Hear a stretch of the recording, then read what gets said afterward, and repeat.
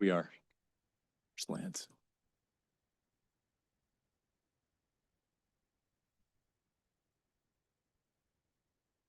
All right, we're back from closed session. City Attorney, is there any reportable action tonight from closed session? No reportable action, Mr. Mayor. With that, we will adjourn our special meeting and we'll take a 4-minute break and be back just in time for our regular meeting at 6 p.m.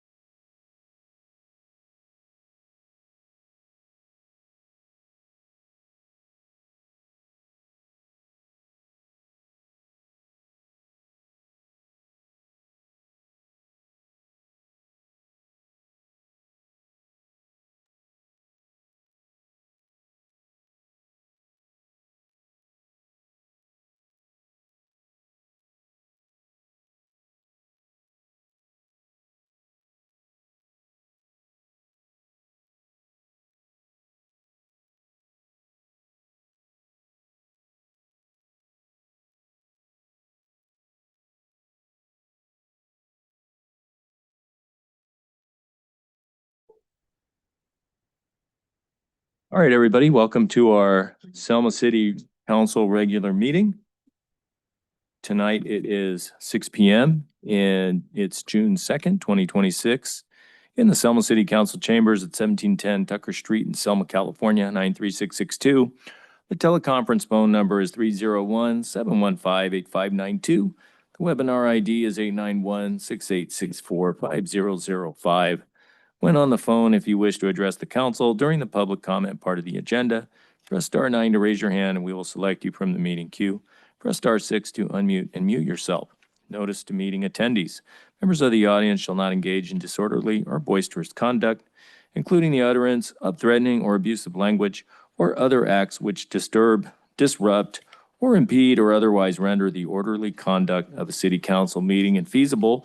Before we go to our invocation, could we please have a moment of silence for Bobby Cox, the Hall of Fame baseball player and manager who was born in Selma, who passed away on May 9th, and Ryan Valdez, who perished in the fire. Could everyone please bow their heads?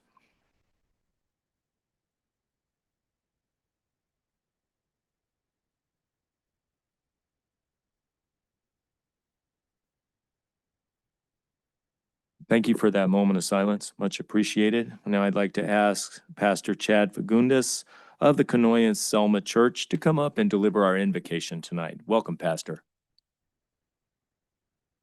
I do this right? I did.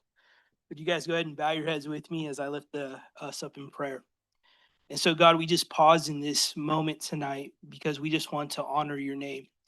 The best way we can honor your name is to invite you into the room. And so, God, we just ask for your presence to be here tonight. God, even as we took a moment of silence for those two families, God, I would just lift up those families and I just pray, God, that you'd give them peace in this time. You surround them with people to speak life into them. God, I lift up the board tonight. I know that leadership is not always an easy thing, that sometimes it's even lonely. And so, God, I pray, Father, that you'd meet them where they're at. Pray that you would encourage them, God, that you'd breathe a new, fresh breath into them. I pray for everybody in the room, God, that we would have a fresh breath blown into us. God, that tonight would be a night where we can actually encounter your presence. And so, God, I thank you for being good. And I know that your goodness wants to permeate the city of Selma. And so, God, I pray, Father, for your goodness to spread throughout Selma. And so would it be here tonight in the agenda, in the wise counsel and discernment of the board. And so we thank you and we invite you into the room. And I pray this in Jesus' name. Amen. Amen. Thank you, Pastor. May please stand for the Pledge of Allegiance. Ready? Salute. I pledge allegiance to the flag, United States of America, to the republic for which it stands, one nation, under God, indivisible, with liberty and justice for all. Hey, would you call the roll, please? Good afternoon, Mayor, members of the City Council. I'll start with Councilmember Avalos. Here. Councilmember Oseguera, Here. Councilmember Trujillo, Here. Mayor Pro Tem Guerra, Here. and Mayor Robertson. Here. For the record, Mayor, all are present. Thank you. Thank you for that, Interim City Clerk. Appreciate it. Potential conflicts of interest. Any council member who has a potential conflict of interest may now identify the item and recuse themselves from discussing and voting on the matter. Agenda changes or deletions to better accommodate members of the public or inconvenience in the order of presentation. Items on the agenda may not be presented or acted on in the order listed. Additions to the agenda may be added only pursuant to California Government Code, Section 54954.2B. City Attorney, do we have any such changes or deletions tonight? Nothing to add or to delete, Mr. Mayor. Thank you, City Attorney. With that, we'll move on to oral communications. At this time, any member of the public may address the City Council regarding any item on the regular meeting agenda over which the council has jurisdiction. No action or discussion will be taken on any item not on the agenda. Issues raised will be referred to the city manager for review. Members of the public are asked to limit their remarks to 3 minutes. Do we have any such oral communications at this time? Step up, sir.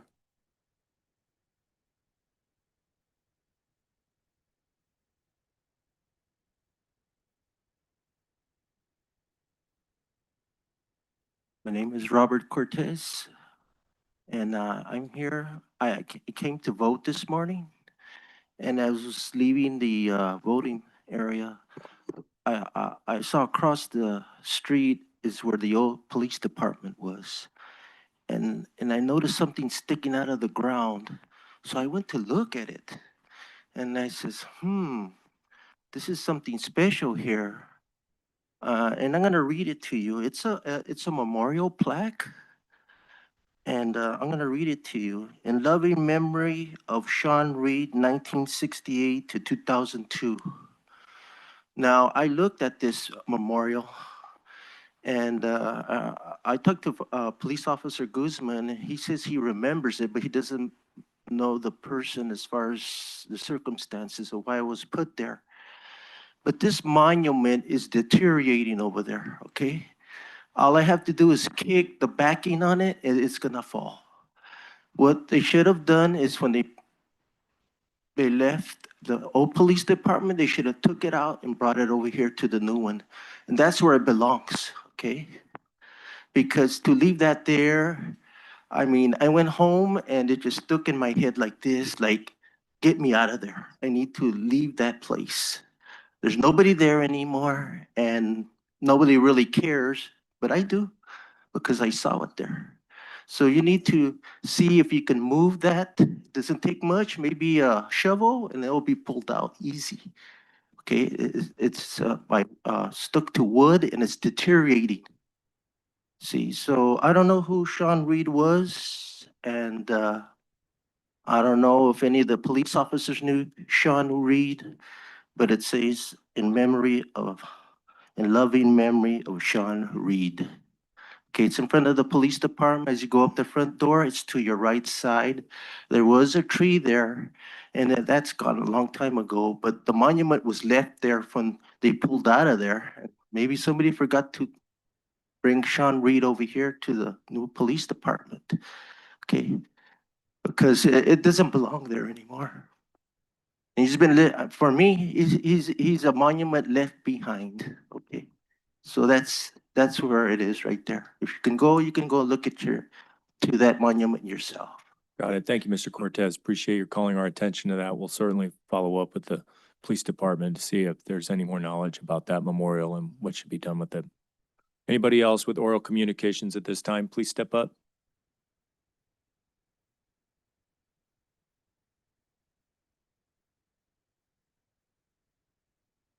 My name is David Thompson. I have a property out west of town, the 8400 block of East Rose between Floral and Rose on the ditch bank. It's a dirt road. From what I understand, it's a public road, but nevertheless, the last 3 years, I have been working on an eviction of the squatters. We finally got them all out, began to clean up the property. One of the personnel there got one of the travel trailers, moved it 300 feet, and it has been sitting there. This is the 8th week. He was going to move it in a couple of days. It hasn't moved yet. It appears as though he's going to be there to stay. He had delivered Thursday or Friday last week some firewood. There are 3 individuals, grown adults, living in that travel trailer. 2 males and a female, and a dog and 2 puppies. And at times there are 6 individuals that are living on that property. Well, I am looking because I've been to the Selma Police Department. They came out a week or so ago, had a visit. Sheriff came out and had a visit. I've talked to Highway Patrol. It's out of their jurisdiction. It is in the county. And I've talked to the health department and I've talked to code enforcement. From what I understand, to have a trailer, you can have it, but you cannot live in it. They do not have sanitation. They do not have water. They do not have electricity. And they seem to be familiar enough with law, if you will, if they don't intend to move. And that's what it looked like to me. I don't know what the conversation with the officer was when he was there a week or so ago, but the parties are still there. All I need is some direction. Who do I need to talk to get a resolve? They're no longer on my property. They moved to an adjacent property, which is probably 200 or 300 yards from where they were parked on my property. And Now they're partially in the road and partially on what would be the bank of the road. And anyone that wants to travel by them have got to go up uneven on the ditch bank to get by. Me, you, fire department, garbage, anybody has got to go on the ditch bank. So if you could tell me who I need to go to get this resolved, I'd like to visit with them. City manager, who in the county would Mr. Thompson contact? Well, we can have Chief Alcaraz talk with him and get his information. So and after, work yep, from Mr. there. Thompson, after departmental reports, we take a 5-minute break and you can talk with our police chief at that time about who you should contact. We actually have about a quarter of the force here tonight, so you can take your choice of who you'd like to talk to. We have great experts here, but you can get more information about who you need to contact at the county for that, okay? Thank you, sir. Anybody else with a public comment? Anybody I have a online? point of order, Mr. Mayor. I left you a speaker card on your desk for Mr. Jorgensen, who also would like to address the city council. Okay, interim city clerk, this is your first city council meeting. We don't use cards here. Maybe we will start in the future. I appreciate you putting that in front of me. I did not see that for that reason, that we don't use speaker cards.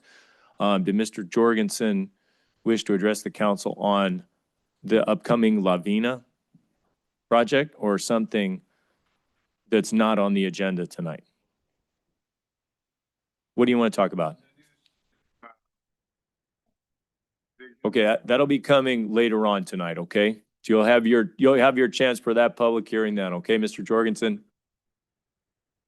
Okay. All right. Thank you.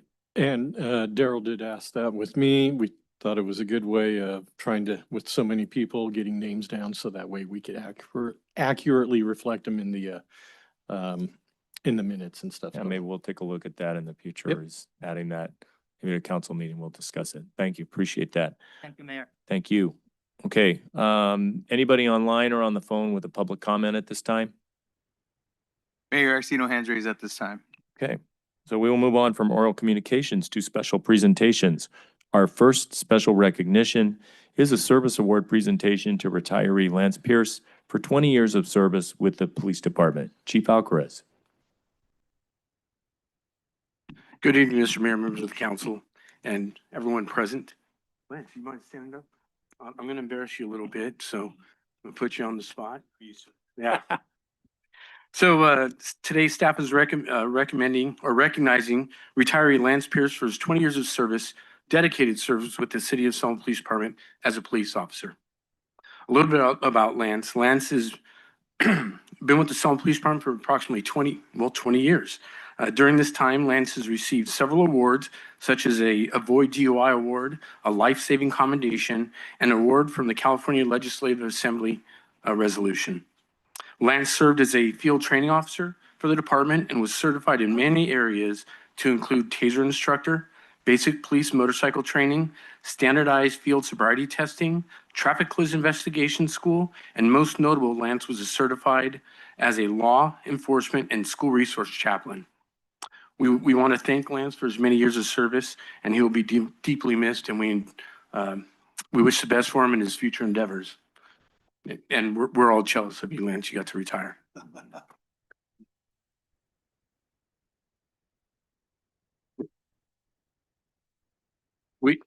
Since Lance is retired, we got him a nifty little gift because he'll be able to have a lot more home cooked meals.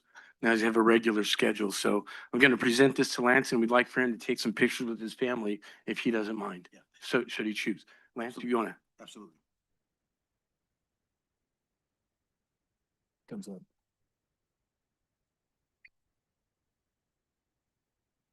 up. First and foremost, I want to say thank you. Thank you to the City of Selma for giving me the opportunity to serve you as a police officer. Thank you to Chief Whiteside for giving me the chance to prove that anyone is capable of turning their lives around. And especially thank you to my wife, who stood by me over the last 15 plus years and through all that has happened. Selma, it has been an honor to serve you. Over the last 20 plus years, There's been a lot of change in this city. However, more importantly, there's been a lot of change in me. While serving the people of this city, I realized that we must never become set in our ways and fail to stop growing. We must be able to recognize our weaknesses and be willing to make the necessary changes in our lives and views for the overall good of the people of this city. For the people of Selma is who I worked for. For the people of Selma is who I worked for, and that is who I swore an oath to protect and to serve. In the beginning as an officer, I'd become very jaded and very black and white. I thought I was doing the right thing by operating under the letter of the law and basing my actions on just the facts without being guided by my emotions. However, over the years, I realized that I was wrong. Over the next few years, I began patrol with an open mind and a caring heart, and I discovered that respect cannot be commanded. You have to give respect in order to get respect. By putting the people first and putting myself in their situation, I began to see things in a different light. I also began to see that the respect was going both ways.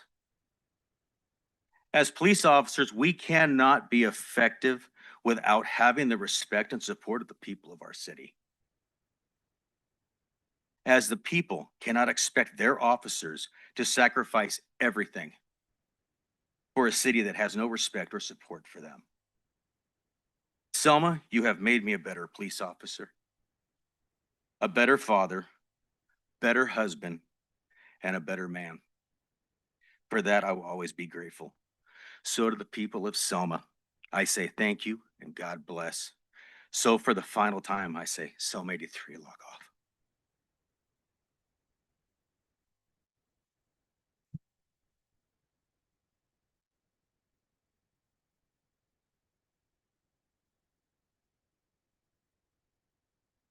Come up, take a picture, Lance.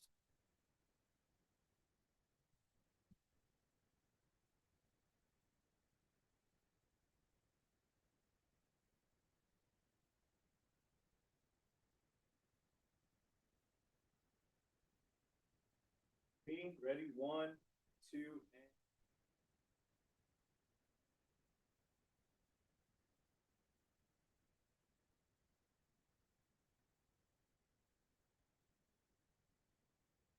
and. Okay.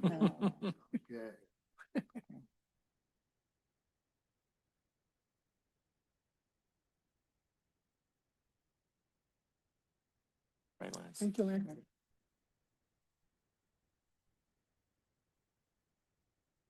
Moving words. We'll see you soon. Okay?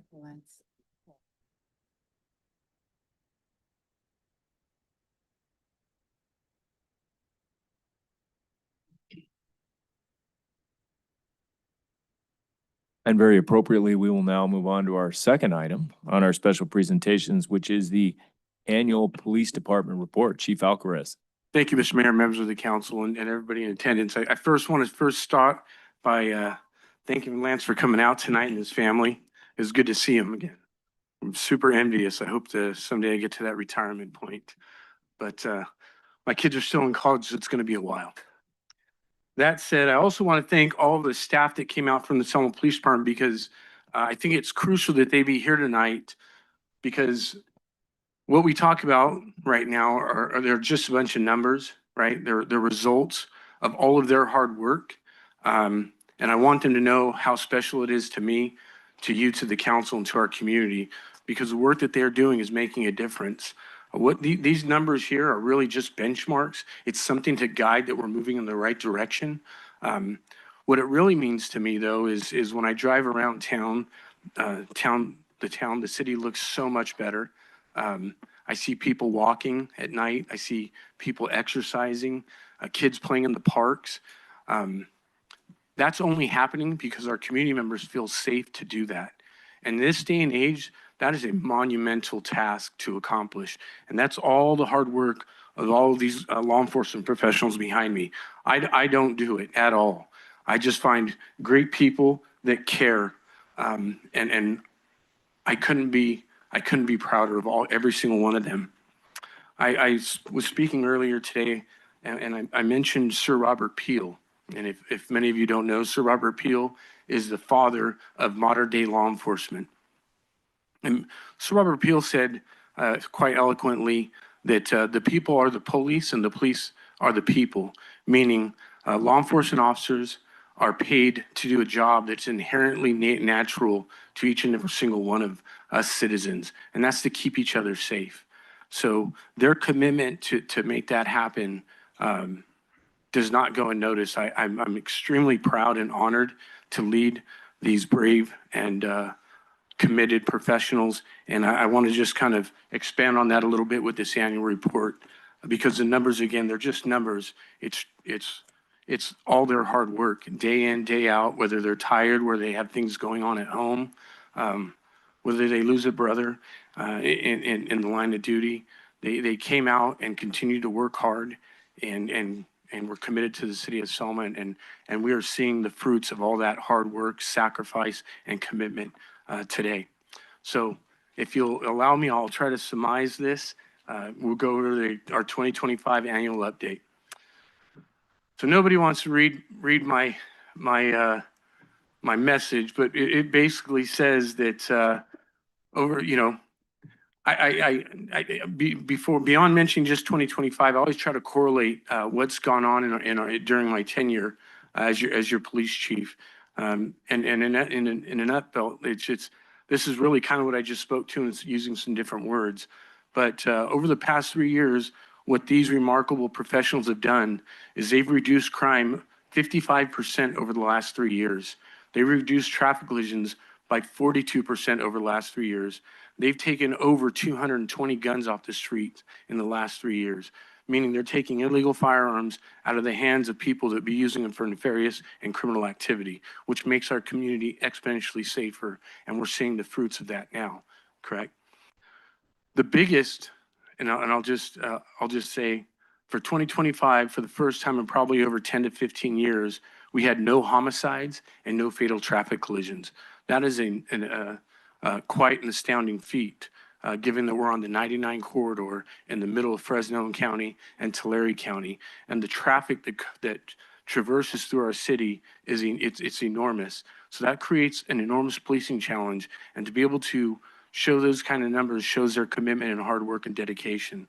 So it's something and that's exactly why I was hoping they'd all be here to be recognized for those efforts. So this here is just talk a little bit about the calls for service.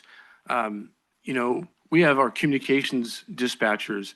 Last year, just for the city of Selma, they handled 34,000 calls for service, a little over 34,000. They also handled over 10,000 calls for service for the city of Parlier. And the service that you're getting is an exceptional service. I've worked for smaller agencies before, and I think one of the biggest complaints was how long it took to get to dispatch because that city was contracting services out. So by having our own dispatch and communication centers, we get a much better quality product for our community, and that's absolutely what they deserve. And they're getting the best of the best in Fresno County. I truly believe that.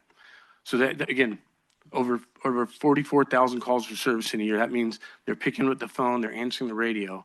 That if you break that down per day, it's a lot of calls per day. So kudos to them. Here we'll talk a little bit about, we had a 49% reduction in burglaries in 2025, a 58% reduction in larcenies in 2025, and a 37% reduction in motor vehicle theft. That's happening because career criminals know that our staff are out there being diligent, they're being proactive, they're out looking for criminal activity. They're not waiting for a phone call or for someone to call them or flag them down. They're out looking for these signs that criminal activity is afoot. So our aggravated assaults were down. Homicide, again, no homicides in 2025. I'm very, very proud of that number. And robberies, arson, again, all down, all trending down. So I'm excited for 2026. Our patrol and operations, we've had again, 13% drop in traffic collisions this year, no fatal or major injury accidents in 2025. We made over 1,400 arrests and almost 100 DUI arrests. And that's a large a large number for a small town such as Selma, you know, for 30,000, 25,000 people. If you look at the picture to your right, we seized 68 firearms. If you look at that one picture there that's kind of has all the firearms on the table, that's not an accumulation of firearms that we took throughout the year. That's one case where our investigations and our patrol divisions were working together, talking about things that they're seeing on the street, and then taking that case, going above and beyond, serving search warrants, and then ascertaining all those illegal firearms. So again, something something to be very proud of. Our investigations unit, what can I tell you about them? These gentlemen and ladies, these professionals use every form that they can to research criminal activity, to ensure that we leave no stones unturned. I know it says they've written over 40 warrants. I'd have to say it's got to be 100. I think they're being very, very modest there. I know they've pulled over 300 case numbers, and again, follow-up investigations. That's how we get successful prosecutions. So criminals know that when we start to look at them and we make an arrest, we have a good chance that case is going to go forward, and we're going to get a successful prosecution because of the work and efforts that they put into each and every case, especially when we're dealing with some of our more prolific criminals in the city.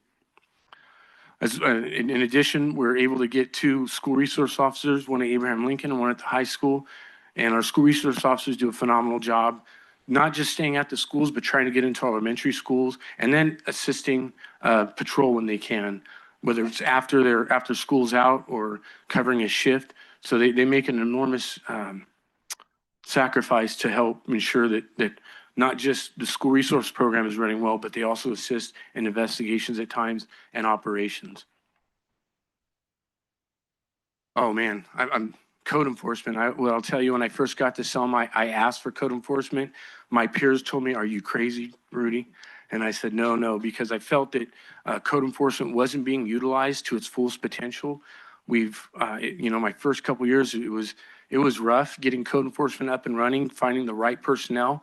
But when we did, code enforcement has been a force multiplier on how we're dealing with some of these nuisance properties, as well as some of these eyesores. And I assure you, and I guarantee, with land the way it is, not just in the city of Selma, but throughout Fresno County, the state of California, these infill lots are going to be invested in by developers. And we're going to get some beautiful housing, some tenants, and populate those properties with good citizens that are going to be able to keep an eye on the neighborhoods for us and help us get us from where we are to where we need to be and further be successful in the future here in Selma. We also have our canine units, and I'm happy to say that Canine Sat-10 got her first gun a few weeks ago, so I'm very proud of that. And I also would just want to throw a little shout out to the Selma Police Foundation for purchasing Satin for us. She's been a great addition to the department, and we expect more guns from her next year. I hope Officer High is here. He's not? Okay, well, I'll talk to him later about that. Also, we retired Canine J to Officer Shannon, who unfortunately left us and has gone to another department, but I'm sure he's doing great things, and I'm sure Canine J is enjoying her time off. So we appreciate that program. So in addition, I spoke a little about communication, so I won't hit on them too much, but again, they do a fabulous job. Our records division, these 2 young ladies do a phenomenal job. They processed over 7,300 reports last year. That's a lot of reports that they've got to make sure that every piece of paper is put together and it's sent over to the district attorney's office, or whether it be a PRA request or whatever the case may be. But that's a tremendous workload for 2 people, and they do it always with a smile on their face, and they always have a great attitude. And I can't thank that division enough for the hard work that they do. Also, we'll get on our property and evidence. When you write a bunch of search warrants and you make a bunch of arrests and you stop a bunch of cars and you take a bunch of guns, that means we take in an enormous amount of property and evidence. And we couldn't do it without our dedicated property and evidence technician and the work that he does in routing all that evidence out to the labs or to the courts or wherever it needs to go to get into the professionals that we need to process that evidence for prosecution. So again, it seems easy, you know, our guys just book that into a locker. But then someone behind the locker is pulling it, tagging it, make sure it's properly tagged and recorded as we move that evidence throughout the county, the state, or wherever it's going. So again, that's a lot of pieces of evidence to process in 1 year. All right, so our community outreach, what I will say is that to lead an organization, I truly feel that you have to be able and be engaged with your community and listen to what's going on. You know, I can't tell you how many times we go out to events and people ask me, Chief, how's it going? And my response is always, I don't know, you tell me. I could think I'm a rock star and you go, this guy has no idea what's going on, right? But it's really the input from our community members. What's going on in their neighborhood? How can we be better? How can we deploy resources? Not just what our personnel are telling us or what, you know, social media forums are telling us, but also out in the streets, we're talking to community members, trying to figure out what can we do to be better. And that's I think, something that's resonating with our staff. And I think, I'm hoping that they're bought into that because it's going to prove them well in their future endeavors in this profession, which is a long one. I also, at the end of every year, we have a departmental breakfast. That's my time to sit down with staff and really talk about the work that we did that year and the things that we're looking forward to next year. It's the one time of the year that I can actually sit down with everybody and have a good, intimate conversation and really know, to let them know how much I appreciate their hard work and their efforts. It's hard because they see me sitting in an office during the day or here at council meetings or up going from this meeting to that meeting. And sometimes I just get to say hi, but that's a time where we invite their spouses or a family member to come because we have an enormous ask of our law enforcement professionals, and that the things they do affect their home life. And I just want their spouses to know that we appreciate it, and the spouses be upset with me because I'm the guy that's asking for these efforts. But it's my time to recognize all of them holistically, you know, not just them, but their family members, because the things we do affect our family. I'm living proof of that. So, you know, I'm still trying to make it right to my wife, probably the rest of my life. But this year we gave out the Officer Gonzalo Carrasco Award to Officer Anthony High. Here's someone who exhibited the commitment and dedication to not just the Selma Police Department, community of Selma, but the profession overall. Because Gonzalo was such a dedicated individual who made the ultimate sacrifice, this is a way of honoring somebody that embodies that ideology, as well as we send the Selma Police Foundation sends the recipient of this award to Washington, D.C. during National Peace Officer Memorial Week so that we have a representative in Washington, D.C. for Gonzalo. And that's something that myself and the Selma Police Foundation chose to do. It was very important to us. And again, it's some way to make sure that Gonzalo's not alone on such an important day. Beyond that, we have the Top Gun Award. This is an individual, Officer Hernando, who's made a ton of vehicle stops, arrests. Overall, he's just a very productive individual and something that we absolutely want to recognize. So that award went to him. We also have our Spotty Award, was our Support Personnel of the Year Award. That went to Sam, our code enforcement officer, because I will tell you that Sam is a rock star. I drive around town, the way things look, the way things are taken care of. He's extremely responsive. He is always coming with resolution, never excuses, and that's a very admirable quality to have nowadays. So we really wanted to recognize him this year. We also recognize Maria Valdez as our Dispatcher of the Year. So we also had a dispatcher banquet. Well, Fresno County, Madera County has a dispatcher banquet. She was recognized at that banquet, but we also recognize her here at the police department as well. Because again, dispatch is such an crucial component to what we do to get people from where they are, or officers from where they are to where they need to be. In a calm and clear voice, getting the most information they can to make sure that when they get there to deal with that event, they're as safe as they can be. We didn't have pictures because Officer Romero doesn't like taking pictures, but he got the MAD award. I think he had 24 DUI arrests. So of the 99, he had 25% of that workload by himself, which is an astounding number. and the chief's word to Officer Jay Alvarez. Officer Alvarez, again, when we started looking at the stats and just, he's always got a smile on his face. It took him a while to get that smile, but he finally has a smile on his face. He's out there, he's proactive. We don't get a lot of complaints about him. That means he's out there being a professional, and that's what our expectation of him. And then next to that is the Firearms Award. We had 5 officers receive the Firearms Award, and for that award, they get a little pin they put on their duty uniform. But to receive that award, they have to have confiscated 5 illegal firearms during the course of their duties for that year. So these 5 individuals, I believe, collected over 36 guns, just those 5 of them. So the 68 guns they took, these 5 individuals are responsible for almost half of those. So again, we want to recognize that, and it's a huge deal for us because every gun that we take off the streets makes our community exponentially safer and makes them exponentially safer. So it's something we definitely want to recognize and memorialize. And before I end this, I'll always talk about Gonzalo. We try to memorialize Gonzalo the best we can, every day that we can, in a way that doesn't cause reservation for our people to go back out there on the streets. But we wear a patch that memorializes him in January when he was taken from us, and in May for National Peace Officer Memorial Week. And then throughout the year, like the Dia de los Muertos and other things like that.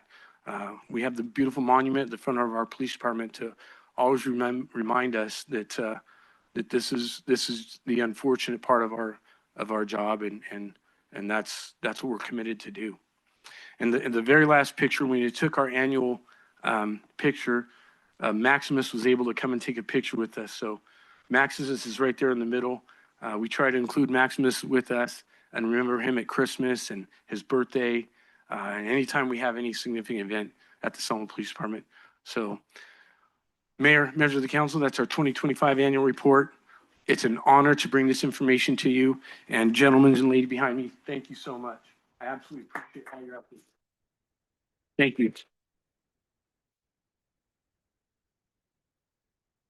Chief, I want to say thank you for that report. The numbers, like you say, are just numbers. They speak for themselves, but I can tell you that's so right. As a community representative, streets are safer. People do feel safer, and that's just so foundational to the growth of our city. And our city is moving in the right direction. And you do have a lot of support, a lot of support. And we thank you for everything you all do. And it's really showing in reports like this, but in the conversations we have. I mean, I see Alex, I see Sam. We all get along. We're all working for the same thing, trying to grow our city and work together. And that's how we do it. And just can't thank you enough for all the time away you spend from your families, all the risks you put yourselves through. You know, the bad times have brought us together.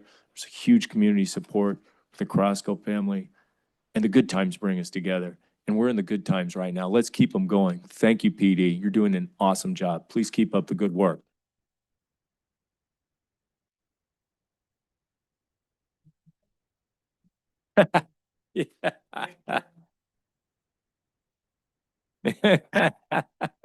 Mr. Mayor, as a reminder to the community, the annual police report is on the city website right now, cityofselma.com, departments, and go to police, and you can read the report yourself. It's live right now. I'd like to thank our communications director for working closely with Selma PD Chief Alcarez to make this report really pop and come out. Thank you for your efforts on this. I know it took a lot of time, but it was well worth it. Community really appreciates your efforts, and Chief, your efforts are stellar. Thank you so much. Now we'll move on to our item 1.3 of our special presentation. This is the Central California APA chapter, and it's awarding the Selma Parks Master Plan the Planning Award of Excellence for 2026. Acting Director Tiger. Good evening, Mayor and Council. I have the privilege of introducing Christine Chavez. She's the chair for the APA SenCal Awards and as well as a senior planner for QK. And so I'll let her take it away from here. Good evening, Mayor, Council, City Manager Rogers, and the community here today. It's a very hard presentation to follow, but I'll make it quick. So I'm here today on behalf of Central California American Planning Association. I'm sorry. I also have Claire Coral with me. She's the co-chair for the awards this year. I'm here to present you with the Award of Excellence for the 2026 Planning Excellence Award for Implementation. The central section of APA California covers a vast 11-county region encompassing Fresno, Inyo, Kern, Kings, Madera, Mariposa, Merced, Mono, Stanislaus, Tulare, and Tuolumne counties. The section's geographical area includes the greater central southern San Joaquin Valley, the most productive agricultural region in the world, the foothill and mountain regions with 4 national forests, Stanislaus, Sierra, Sequoia, and Inyo, 4 national parks, including Yosemite, Kings Canyon, Sequoia, and Death Valley. And I invite you to join us as a member of the American Planning Association. APA is an essential membership association for planners. No other organization associated with planning profession provides the quantity and quality of information, continuing education, and peer relationships that APA does. Membership in APA provides you with the most opportunities to elevate the practice of planning and the communities you serve in your career. I'm honored to recognize the City of Selma with special recognition to Liz Fletcher, Director of Community Services, and the hardworking staff at the City of Selma. Nominated by Jerome Keene, AICP, a principal planner at QK, on this excellent planning document that improves quality of life for residents in the central section of California. The City of Selma Parks Master Plan is the first comprehensive parks planning document ever prepared for Selma.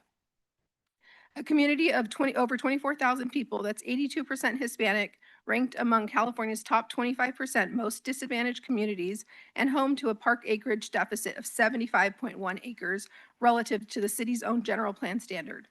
Initiated in February of 2024 and finalized in September of 2025, the 20-year master plan was developed by QK through bilingual community engagement, a full day of stakeholder interview program, and statistically valid public survey, ensuring that the voices of predominantly Spanish-speaking, lower-income communities shaped every recommendation. The plan delivers a clear, equity-centered roadmap for transforming Selma's 7 existing parks, identifies 126.9 acres of future parkland possibilities, introduces an innovative storm drain basin conversion strategy, and provides a grant-ready funding framework, positioning one of Central Valley's most underserved communities to close its park deficit and achieve 5.0 acres of parkland per 1,000 residents by 2045. Projects and plans that are developed with community input include supportive community-serving uses where feasible and prioritize the needs of the community. Parks improve quality of life in many important ways, including socially, physically, environmentally, and economically. Selma's efforts in improving their parks supports the mission of CenCal APA by improving quality of life and by creating great communities in Central California. So again, congratulations on your 2026 Award of Excellence, Planning Excellence Award for Implementation. Great, thank you.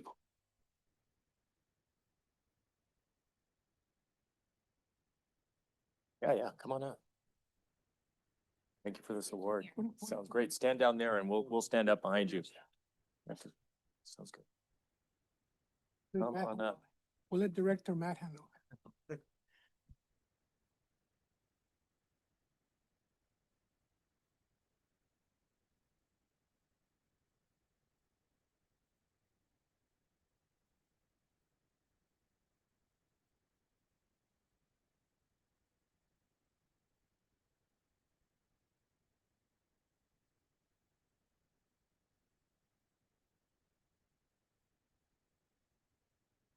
Right. Director? Good job. Thank you for the award. Yeah. Thank you. Thank No worries. you so much.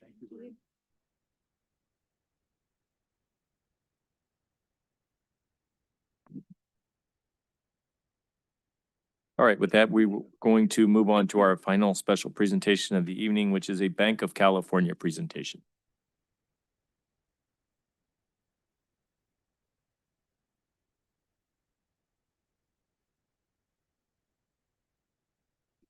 Good evening, council, city manager. Great presentation to fall after. Now I'm going to slow it down a little bit and talk about some banking. So I really appreciate the opportunity to come up here today and discuss relationship banking. Bank of California, we're really dedicated to serving the communities we're in. We really depend on that local relationship banking and bringing things back to a face-to-face and also getting a lot of work done and contributing to communities. So as I was saying, we're committing to serving our local communities and supporting businesses, real estate developers, municipalities, multifamily housing through specialized lending and banking. The bank's financing solutions for public projects, nonprofit, and tax-exempt borrowers support community services and compliance with public funding cycles. Providing affordable housing loans help address housing needs, which benefit many and improve lives. So Bank of California's affordable housing commitment, it's a core priority of the bank to provide affordable housing to support low and moderate income communities with flexible financing solutions. Comprehensive financing support, providing multifamily construction loans, permanent financing, and refinancing the workforce and senior housing projects. Affordable housing is integrated into the bank's mission and core, advancing sustainable housing initiatives within the local communities.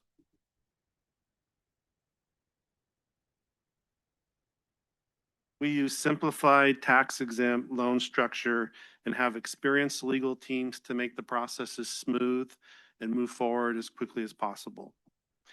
Tax-exempt and taxable debt for the 4% and 9% light tech projects are provided.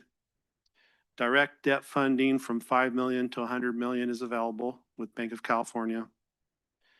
Fixed tax-exempt and taxable interest rates are available individually or combined, and integrating financing options that fund project constructions and convert to permanent financing upon completion. So we're there from the beginning to the end to ensure folks are getting into that housing, and we're providing the relationship banking for that. So I think it's important in relationship banking to understand Selma's developmental needs.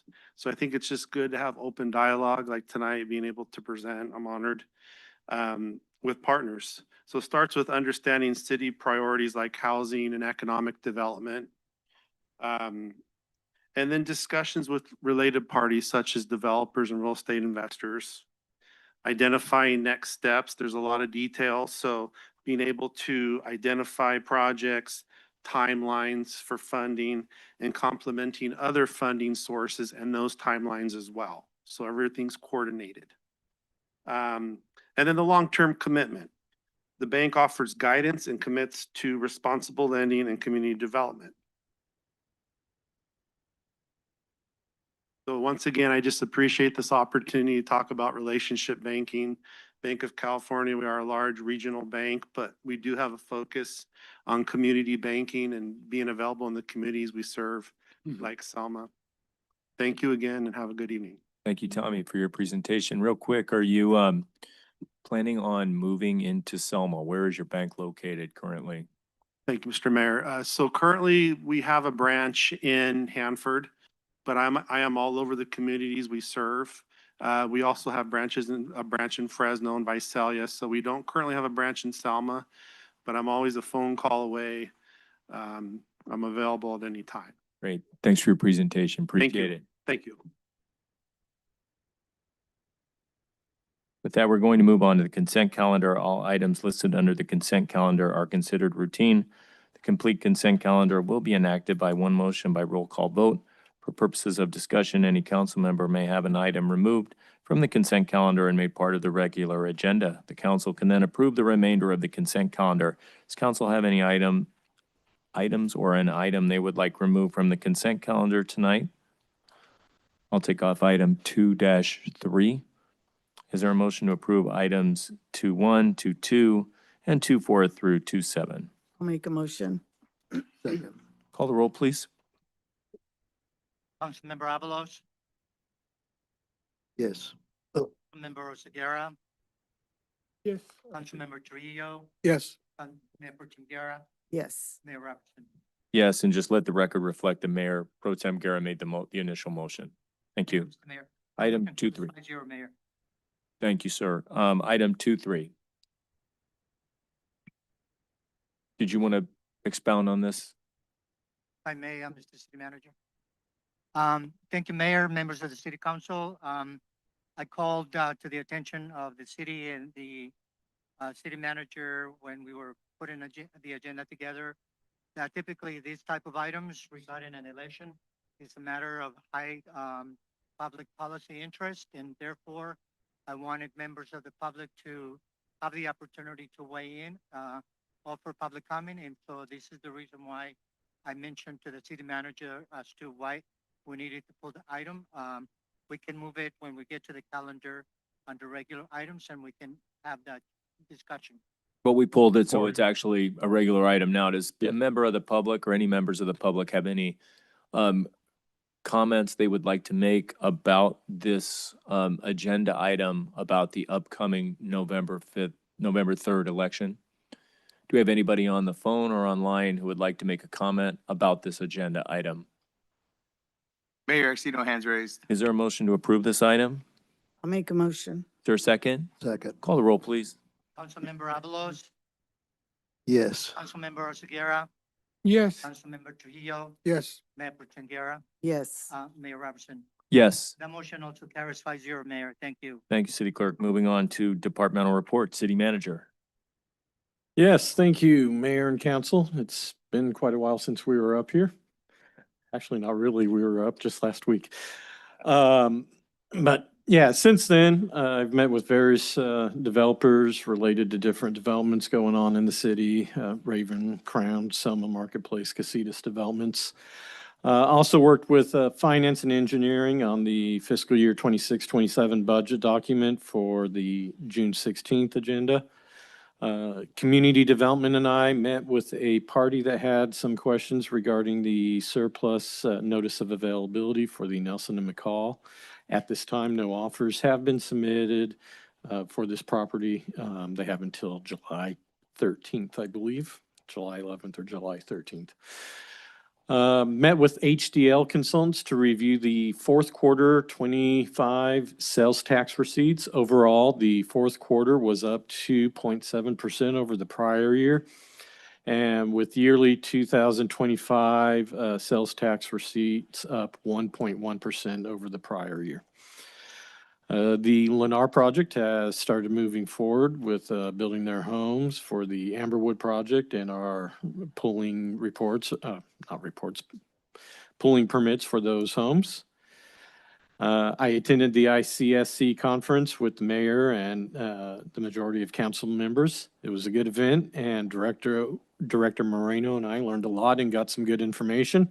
Also, thank you to Director Moreno for completing a lot of the economic development slides that we were able to hand out. And then we conducted interviews for the community development director position and had some good viable candidates that are up for consideration. I also wanted to introduce our interim community development director, Bonique Emerson, here tonight and will be presenting later. And then finally, we've contracted with Daryl Bentoncourt for interim city clerk services right now. And I wanted to briefly introduce him to you all tonight. Thank you. Great. Thank you. And welcome to Daryl and Bonique. Thank you very much for coming to Selma. Mr. Mayor. Thank you. Do we have a report from our acting community services director, Tiger? Good evening, Mayor and Council. I do have some things to report on. So this weekend, or this past weekend on Sunday, me and 6 other lifeguards went through our training and got our recertification. Community swim program will open up on June 13th and run every weekend until August 2nd. The pool will be open at Selma High School from 12 to 4 p.m. And then on Sundays from 2 to 4 p.m. is a dedicated time for people with special needs. The pool is still open to the general community. It is just a more sensitive time for that time. We just had Selma Live happen on Friday. It was a great event, very well received by the community. Thank you to Public Works, various staff and volunteers for making that event happen. And then this summer or this Friday, we'll start off our summer series with our summer kickoff event and partner with the Bid, a event downtown. And I'll let Jose talk a little bit more about that. We'll be bringing some inflatables and yard games with that. Then we'll have our movies in the park that following Friday on June 12th. We will have from 7 p.m. to 10 p.m. We'll be showing Coco for the first movie. And then on June 26th, we'll be showing Nacho Libre. And then we'll be providing a free snacks as long as supplies last. And so that's always a good event. It'll be at Lincoln Park with a big movie screen, and then all the families are welcome. Bring your lawn chairs and everything. And then at the senior center, we currently have a survey going on right now. It is an in-person survey. It's kind of over encompassing all of our programming, future meals, and various activities that go on in that senior center. That survey is open and in person right now at Medina Senior Center. We also have staff available that can assist with anybody that needs assistance with that filling out of that survey. For the Arts Center, they're still doing their production of Grease right now. And they're offering student and senior discount nights with $19 tickets on Thursday, June 4th and Thursday, June 11th. And then with that, Animal Services has been doing their spay and neuter program. To this date, they have 10 vouchers distributed, and staff anticipates participation will continue to increase as the program becomes widely accepted. So far, a total of 50 vouchers have been printed based on available funding. It looks like we can afford approximately 60 surgeries. There's currently a waiting list of 34 animals for spay and neuter services, including the vouchers that have already been issued. Beginning June 13th, Animal Services will expand the program by offering vouchers directly to the public at the Selma Animal Shelter on Saturdays from 10 a.m. to 3 p.m. Staff is currently working with participating vets to establish a voucher expiration date to make sure that we have those things all lined up for the time it's public rollout. And then the TNR program is still going right now. They're actively trapping, sterilizing, and returning cats to targeted locations throughout the city. These areas include Walmart, Home Depot, the police department, and Tucker Street neighborhood. Those are just to reduce the unwanted litters in a safe and humane way. Those are my updates. Thank you. Appreciate it, Director Tiger. Question on the spay and neuter program. Thank you for that report. As everybody knows, the city allocated $6,000 for that, and it was matched by donations from private industry, from Selma citizens and businesses. And so there's a total of 12 to 13,000 for that spay and neuter. As everybody knows, we have an overpopulation program. If you went to the scholarships at Selma High recently, you saw as many cats as you did scholarship recipients. I mean, they're out there. There are just a lot of them, and they're not the only. That's not the only place. Selma Cemetery is another one as well. So we really need to do something about the problem itself, and we are. We're doing something about the problem, not just putting them in behind cages in the animal shelter. We're taking care of it at the cause. Appreciate the good people in Animal Services who are helping us with that. I know there was some trepidation about or concern about too many people registering, but I don't think that's the case. We have our Animal Services manager, Armando, over there, but wanted to confirm that we are going to be advertising this program on the city's social media in order to get as many animals spayed and neutered as possible. Is that correct? Yeah, we've been working with Director Moreno on getting a post out to the public. With the staff's concern of just the over amount of people, the excessive amount of people, that's why we kind of limited it to Saturdays so that staff can kind of still manage those high influx of people coming in for those vouchers. For those people who can't get the animals to the veterinarian, I think the city's using South County and Dr. Peel right now. What do they do? What is the way the city's going to be handling that if they don't have transportation to and from veterinarians? Have we gone that far yet? Can you do it on? Armando, on record? please at the mic so we can hear it. Thank you.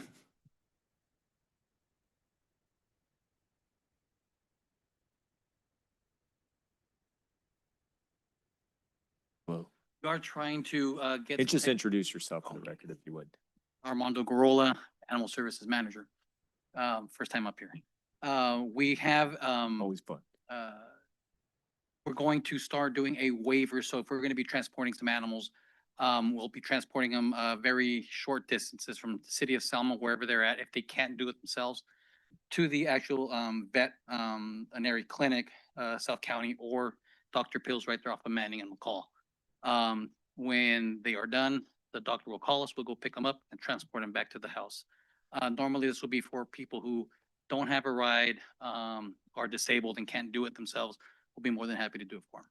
I think that's really important in order to get those animals taken care of. I have a question.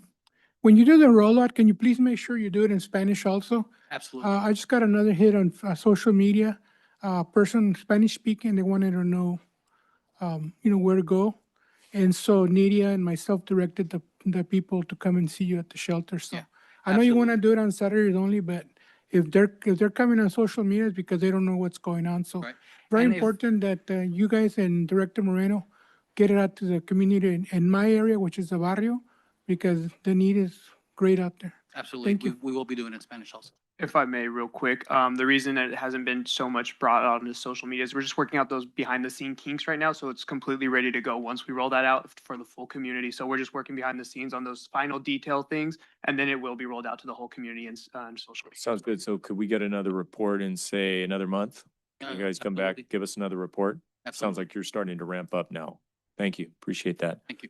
Okay, moving on. Engineering Director Horn. Good evening, Mayor and members of the council. Just two quick updates. The Clean California project on Second Street.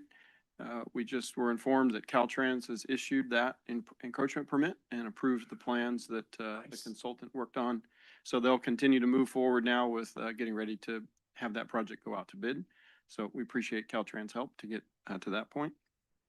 And then just a quick update on Floral Avenue, east of Dockery, is now open. The Lennar tract finished that work. We just want the residents to know that the temporary traffic control has been removed. The traffic is back to what it was before. So just be aware and drive careful. In the future, when there are 300 families that have moved in there, will the city be doing another warrant study potentially to see if stop signs should go in there, or how would the city approach that? Sure, that can be done in the future. The Amberwood specific plan had a traffic impact analysis done for the entire specific plan. So any of the tracks that go in are going to have to follow that impact study. And if there's any requirements for additional control, those will be done as new tracks come online. I want to thank you and the city manager also for responding to a concern of the residents about that, about whether there's going to be that connector road to Dockery. And appreciate the city getting right back to this resident and, calming their fears that things will be going in from that track that actually aren't coming in. So thank you for that and taking care of those citizen concerns. Okay. Anybody question? Okay. I have a Thank you. question. I'm sorry. I have a question. I know this wasn't something you're going to report on, but where are we at Thompson Park? I know it's been for a long time. We haven't heard. I know you were working with another agency on getting that done, or Sure. So the plans for the park and the streets adjacent to the park are completed, but we've been working with CID as that open canal that's on the southeast corner of the park has to be piped before the park can be built. So those plans are in process and have to be reviewed by CID's consulting engineer. So that's what we're working on now in order to have that portion done so that the park can be finished. On a related note, city manager, is the county putting that land up for sale at Rockwell Pond? We had started that process in 2020. It got reversed. We are again looking at that for a regional park, a 40-acre, a larger regional park. Where is the county in that offering? I have not seen a move either way on it yet. Is so that the plan for the county to offer that to interested public agencies? That was the last discussion that I had with my counterpart over at there. There'll be a significant change in the Board of Supervisors after this primary and election, so maybe there's some people, they're waiting for that. We'll see. Okay, moving on. Communications Director Moreno. Good evening, Mayor, members of the council. just to report on a couple of events we have coming up in the month of May and June. We've had about 7 major community events that involve the Art Center, Sparks, and Downtown Business Association. So it's been a great time in the city. Selma's alive, a lot of events happening, a lot of folks coming together and having a good time and enjoying our community. With that, I kind of want to do a quick report on Selma Live, which happened last Friday. Starred John Pemberton and his wife Tammy leading some line dancing. And I just wanted to show a quick report on what it looked like and what the stats are. If you're unfamiliar with the process, we have a subscription to Placer AI, which is a data tracking system that kind of measures where folks are coming from and where they're at. Selma Live pulled about 1,200 visitors from 5 o'clock to 10 o'clock p.m. And if you need a recap, the event was in Lincoln Park in the large space area. Me and acting director Tiger mentioned how beautiful it was to be there. It was very scenic. It was a great space to utilize. It was the first time we did it. So it was a great setup. We see that the most community members ended up staying about 85 minutes, which means they're enjoying the food. They're sitting down in their lawn chairs watching the music. The peak time when folks showed up the most is about 8 o'clock, probably when the sun went down. But we still had a lot of people from the beginning to the end, from 5 to 10. We had a good amount of folks stay. If you look on the right side, this is the important data. We want to know who's coming to Selma, who's visiting Selma, and we could see that Selma residents made up 917, so 76% of the folks at this event were from the community. But we also had visiting communities from Kingsburg, Clovis, Fowler, and Reedley. They wanted to check out the country music and check out the events we have. We've had 2 country events back to back, and I've seen a lot of folks from Kingsburg come over and say how much they really enjoy us diversifying the entertainment in the community. We're doing new things. We're bringing new acts that they wanted to see, and we're close enough for them to travel and visit us over here. At the bottom right, you'll see where visitors are going once they visit the event. Selma Plaza, Garden Vineyard Plaza, Walmart, and Star One Market, which makes the most sense. It's right off the freeway, 2nd Street. So folks are getting gas before they leave. This kind of just shows the economic power of having community events where people are traveling to come see us. And that's the data from Placer AI. I want to mention we have 2 more events coming up. This Friday, we have Food Truck Friday. It's hosted by the Downtown Business Improvement District, and we're aligning with the Parks and Recs team to make it a bigger event. They're going to bring their inflatables, their bounce houses. We have a DJ called Cumbia Bass, and they play live instruments mixed with DJ music. It's dancing, it's fun. We know we're in the middle of graduation week, so it's going to be a stressful time. So if you want to come out, have a good time on Friday, get some food. We got about 20 food vendors. There's a beer garden sponsored by Riley's, and come out and dance and have a good time with the community. And that's some of the feedback that I've received from folks is that coming together, seeing police and fire at all these events, and having that engagement with those folks outside of critical incidents is very important. And communicating with council members at the events too. It's part of community engagement, and it's been a great experience working with staff, community members, public works, community members that help set up the event, and our downtown business improvement district. And that's all I have, Mayor. That's exactly right. Communications Director, you were there the whole time. You were marketing it, showing our city off. Really appreciate all your efforts and appreciate everybody who comes out to support our city events, because that's really how these succeed. It's for us, it's our city. And, you know, we had public safety come out in great numbers, not as the communications director said, to fight fires or arrest people, but to show their support for our city, just as our citizens did who came out on a Friday night. It was a beautiful night. Came out, had line dancing lessons.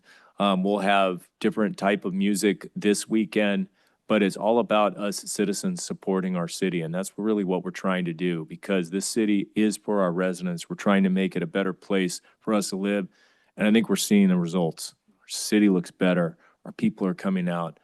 There are more people with smiles on their faces because we have a city that is alive, and we're doing things. Just, you know, go downtown on your way home tonight and look at those beautiful trees and those beautiful lights. And hopefully you'll come back on Friday as well for that event. So thank you to our communications director for that report. And we also have a fair number of out-of-town folks who are coming, who are going to want to buy gas, buy homes, start a business. They're looking at Selma. We're definitely on the map, and we have a lot of interest in our community. So it's a great place to be. So that will conclude our departmental reports. And we will now take a 5-minute break, during which members of the public can meet with the head of our departments if they have any issues like Mr. Thompson indicated earlier. Thank you. We'll be back in 5 minutes.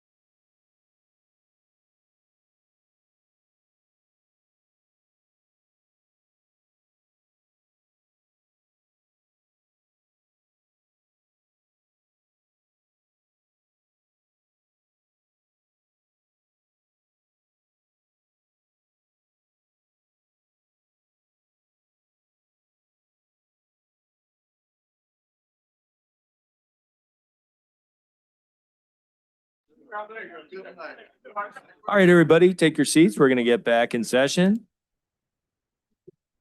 I have a go.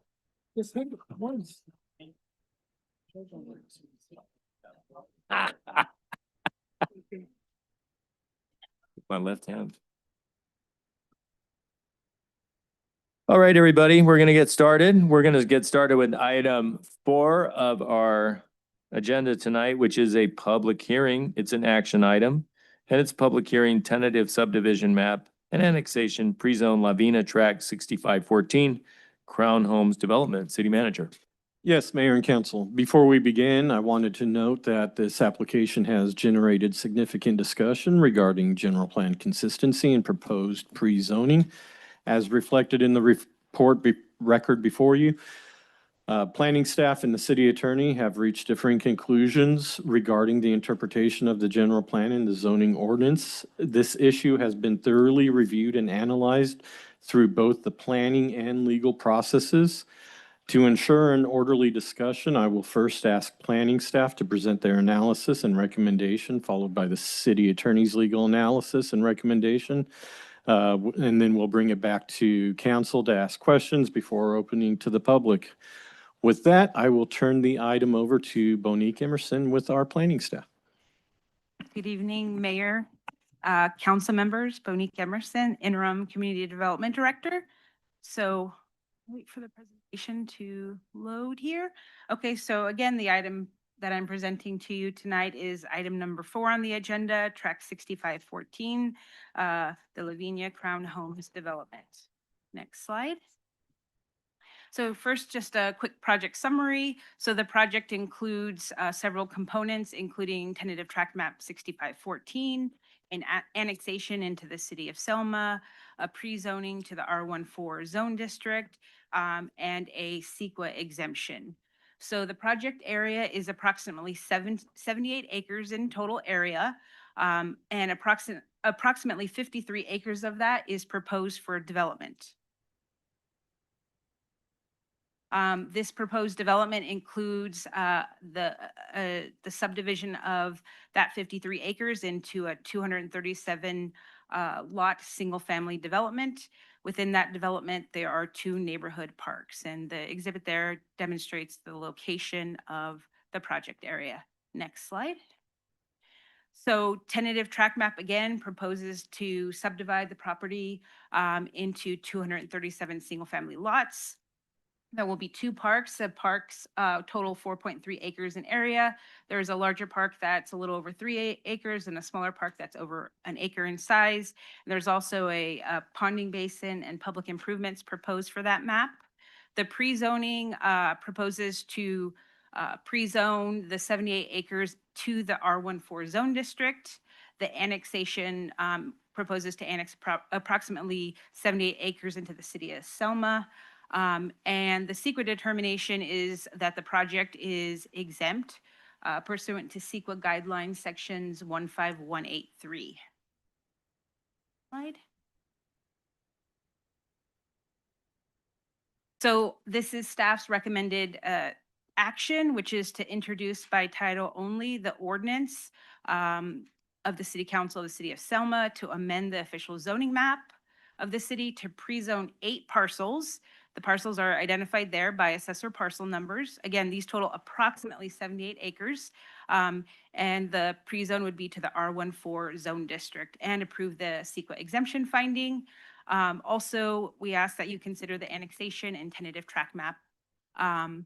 Next slide. So a summary of future actions at a future council hearing, June 16th of this year. Council may consider actions related to the second reading of the pre-zone. So this is the introduction. So there'll be a second reading along with actions of the annexation and tentative tract map. And after that, if the annexation is approved, the next step would be to submit an application to LAFCO. That's the Local Area Formation Commission. Next slide. So again, a little bit more about the project. So this is the this is the project location. It's located north of Rorden Avenue, and north and south of Rose Avenue, west of Amber Avenue, within the City of Selma sphere of influence. And Amber Avenue is the eastern sphere line. So this project is at the edge of the sphere line. Again, the project consists of 8 parcels, totaling approximately 78 acres. Next slide. Or 73 acres, sorry. So this is a aerial photo that depicts surrounding development. It's broken up on the north side of Rose Avenue and the south side of Rose Avenue. The surrounding land uses are to the north, agricultural land, to the south, undeveloped property designated for future high-density residential development. To the east is active ag operations and rural residential uses. And to the west is vacant property. On the south side, southwest, is a vacant property that's zoned R4, high density. And to the west of the northern section of the project area is the approved Rose Avenue Panu subdivision. That's track 6424. So that area is currently vacant, but has an approved tentative map on it. Next slide. So the existing zoning of the site is AE 20 in the county of Fresno. The general plan land use for the site is shown on the map there. It is designated for low density. So the north side, you can see north of Rose Avenue, is designated low density residential. And the south portion of the project area is designated as medium low density residential. Typical land uses with these designations include single family residential development and neighborhood serving open space and park facilities. The max density permitted in the medium low density residential plan land use is 5.5 dwelling units to the acre. Next slide. So next, I want to talk about the pre-zoning. So again, since the property is located within the unincorporated area of Fresno County, it requires pre-zoning prior to annexation into the City of Selma. The recommended zone district is the R14. And again, the R14 zone district permits single-family residential development, and it's consistent with the site's low-density residential and medium low-density residential general plan land use designations. So again, the proposed development consists of 237 single-family lots. This results in a residential density of approximately 4.5 dwelling units per gross acre. Next slide. So here is the tentative tract map. The project features would include, again, single-family homes, 2 neighborhood parks, and you can see the neighborhood parks. The larger park is on the left side, that's the north side, over 3-acre park. The smaller park is that square on the south side or to the right, and the furthest kind of open space area on the right is the proposed ponding basin. The lots range in size from approximately 5,000 square feet to 9,950 square feet in area, and the average lot size is about 6,000 square feet. Next slide. So in terms of the density calculation, since that is one of the items that is a little bit controversial, I just wanted to show here staff's calculation of density. So of the project area, of those 53 acres proposed for development, about 34 acres are currently planned low density residential, and 19.32 are planned medium low density residential. So just moving on the right, you can see the calculation is the maximum units per acre that are permitted in the low density. That's 4 units per acre are permitted in low. So we take 34 times 4 that gives us 136 units.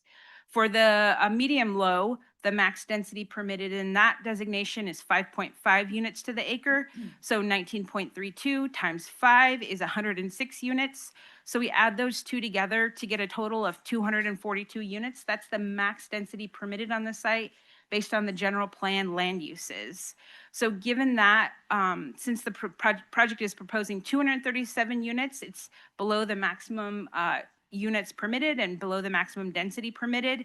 And given that the R14 zone district allows for lot sizes that fall within this allowed density range, the R14 zone district can be deemed consistent with low and medium low density land use designations. Next slide.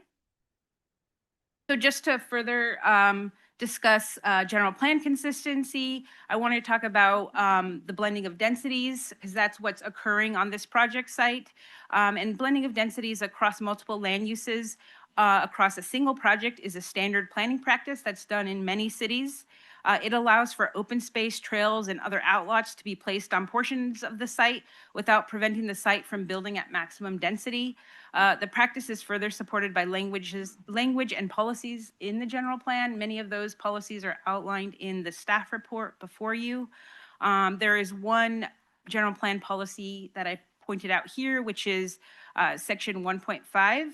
And I'll point to just the second sentence there that states the classifications of land are adopted as general plan policies and are intentionally broad to allow flexibility in project planning.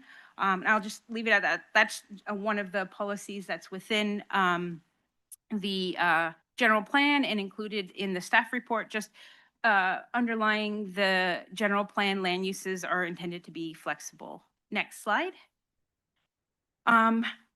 As you know, there has been an argument raised that the proposed zoning is inconsistent with the general plan because the general plan identifies the R17 and R19 zone districts as districts that are appropriate for the medium low density land use designation.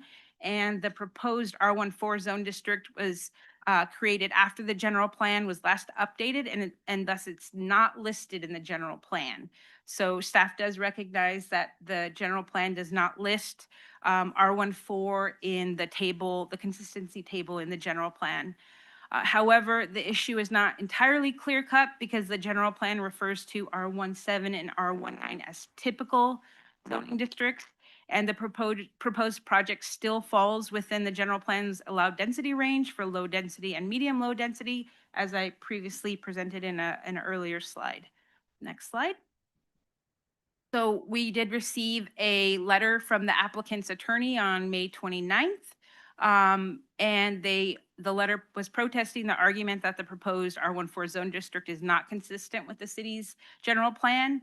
One item that was stated in this letter was that even if it is determined that the R14 zone district is inconsistent with the general plan, the Housing Accountability Act may apply, and specifically section 65889.5 subdivision J4 states that a proposed housing development is not inconsistent with applicable zoning standards and criteria and shall not require rezoning if the housing development project is consistent with the objective general plan standards and criteria, but the zoning for the project site is inconsistent with the general plan. So I know that's a kind of a long statement, but what it's stating that even if you do have some inconsistency between your code and your general plan, if the project is consistent with the general plan, then it shall be deemed consistent with the general plan. So if the project is consistent with these objective general plan standards. Next slide. So in terms of the environmental compliance, the proposed project is exempt from additional environmental review pursuant to CEQA guidelines sections 15183. It was determined that the project is consistent with the City of Selma General Plan Update 2035 and was determined to be within the scope of impacts previously analyzed in the certified program EIR. It was found that no new significant environmental effects beyond those previously analyzed have been identified. And this is documented in an exemption analysis document that's included in the staff report. So there was a long analysis that was done that was specific to this project that verifies that the project has no additional impacts beyond that which was previously analyzed in the general plan EIR. Next slide. So in terms of public notification, the public hearing notices were posted in the Selma Enterprise. There was a mailing of public hearing notices to property owners within 300 feet of the site, and notification of interested parties was given to people who have expressed interest in being notified about the proposed project. Next slide. So just wanted to touch on Planning Commission review. So Planning Commission held a public hearing on January 26th 2026. At that time, Planning Commission asked the applicant to hold a neighborhood meeting before they would consider the item. So a neighborhood meeting was held by the applicant at City Hall on March 26th, and there were about 30 people who were in attendance at that meeting. Following these neighborhood outreach efforts, the Planning Commission held a continued public hearing on April 27th, 2026. And at this Planning Commission, several members of the public spoke in opposition to the project. So in addition to the comments in opposition to the project that were received at Planning Commission, there were 2 comment letters that were received. And I do want to touch on some of the issues that were raised in the comment letters because some of them have been addressed. So first item is that there was a request for the project to not access Country View. The response is that Country View is not adjacent to the project area and the project does not access this street. Next, access to Rorden should be limited to emergency access, and staff's response is that access is proposed to this street, but this access point is not the primary entrance to the subdivision. A traffic study was completed to verify that the street has capacity to serve the proposed subdivision, and this street will be widened and improved per the conditions of approval of the track map. So as a condition of approval, that road will be improved. There was another comment on block walls and landscaping. So there was a request that the block walls and the landscaping be enhanced. And the staff's response is that decorative masonry walls, so that's pilasters spaced 25 feet apart, have been required. This is a requirement in the conditions of approval. And General Plan Policy 1.25 requires landscaping in conjunction with these block walls. There was also concerns raised about access and traffic at Mill Street and Country View at this intersection. And staff's response is that the proposed project does not abut, nor does it impact this intersection. There are also letters of support that were submitted on the record at that Planning Commission meeting as well. Next slide. So after the Planning Commission hearing, the Planning Commission voted to reject staff's recommendation of approval and forwarded a recommendation of denial to City Council. Next slide. And with that, staff's recommendation again is to introduce by title the ordinance, to pre-zone the property to the R14 zone district and approve the CEQA exemption finding. And that concludes staff's presentation. Thank you, Director. Appreciate it very much. City Attorney, do you have your perspective to offer on this at this time? Thank you. Thank you, Mr. Mayor. My legal opinion and consistency of a general plan with a subdivision map or a zoning ordinance is a legal question. And consistent with that principle, any enactment of this city council, including a general plan, is interpreted according to established rules of statutory construction, because as it is an enactment of a legislative body, this city council. It is also established law that any subdivision map must be both consistent with the zoning assigned to it and with your general plan. Otherwise, it can't be approved. My legal opinion is that this particular subdivision map is consistent with the zoning, but the zoning is inconsistent with the general plan, which means the subdivision map cannot be approved. That ultimately, the question of consistency is ultimately a discretionary determination for this council to make based on the language of the general plan and the competing interests that are attempted to be addressed in that general plan. There are many things in the general plan that are general policy statements. There are a few statements in there that are absolute, clear mandates.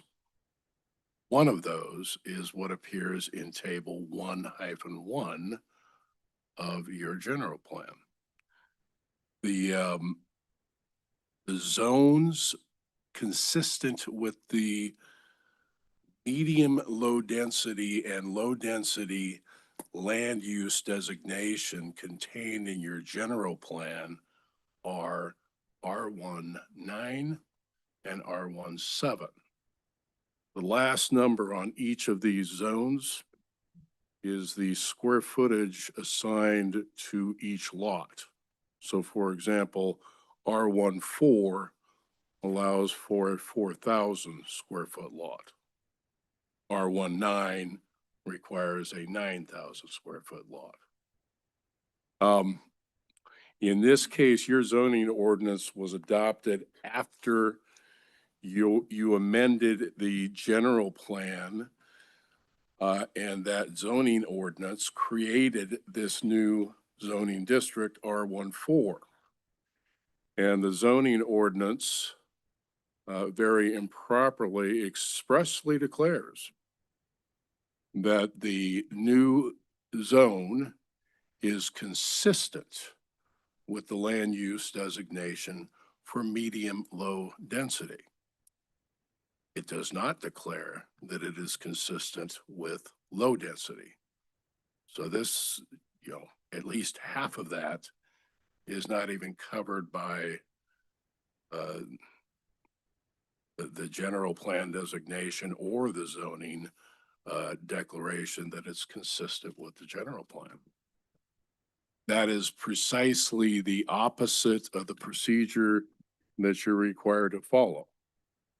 You cannot amend a general plan by a declaration in a zoning ordinance. It is the zoning ordinance that has to be consistent with the general plan, not the other way around. The general plan includes that table 1-1, and that was updated in 2023 by resolution 2023 36R. Insofar as that table is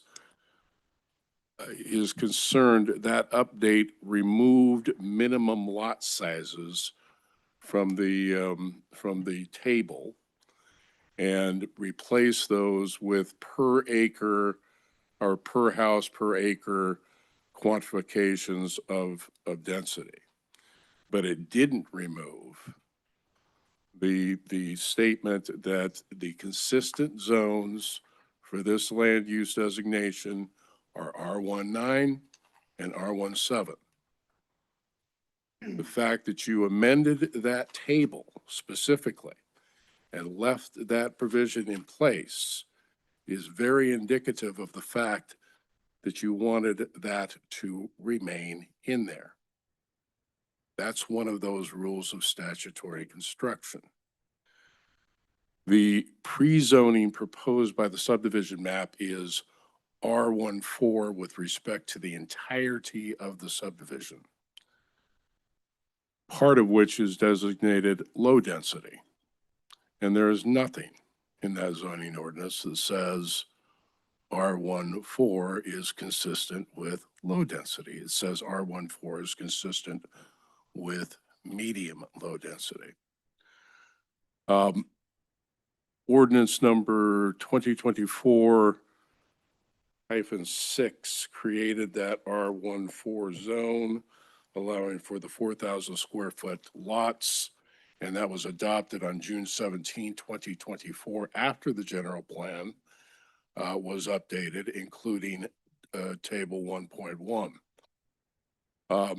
That section appears in your municipal code as section 11-2-2, subdivision B, and it states the newly created R14 zone is consistent with the pre-existing MLD general plan designation. The ordinance to that extent allows for a new zone to be consistent with those land use designations reflected in the table. That zoning ordinance can't change the general plan, and that's exactly what the council attempted to do when it adopted that ordinance. Anytime a zoning ordinance is adopted and conflicts with something in your general plan, under consistent law, the zoning ordinance is void from its inception. It's void on the date you passed it. It never becomes effective. No one acquires any rights under it. You acquire no obligation under it. It doesn't exist. That is the rule of law, and state law simply imposes that requirement that a zoning ordinance be consistent with the general plan, and it renders anyone that isn't void. Can't rely on it. You can't use it.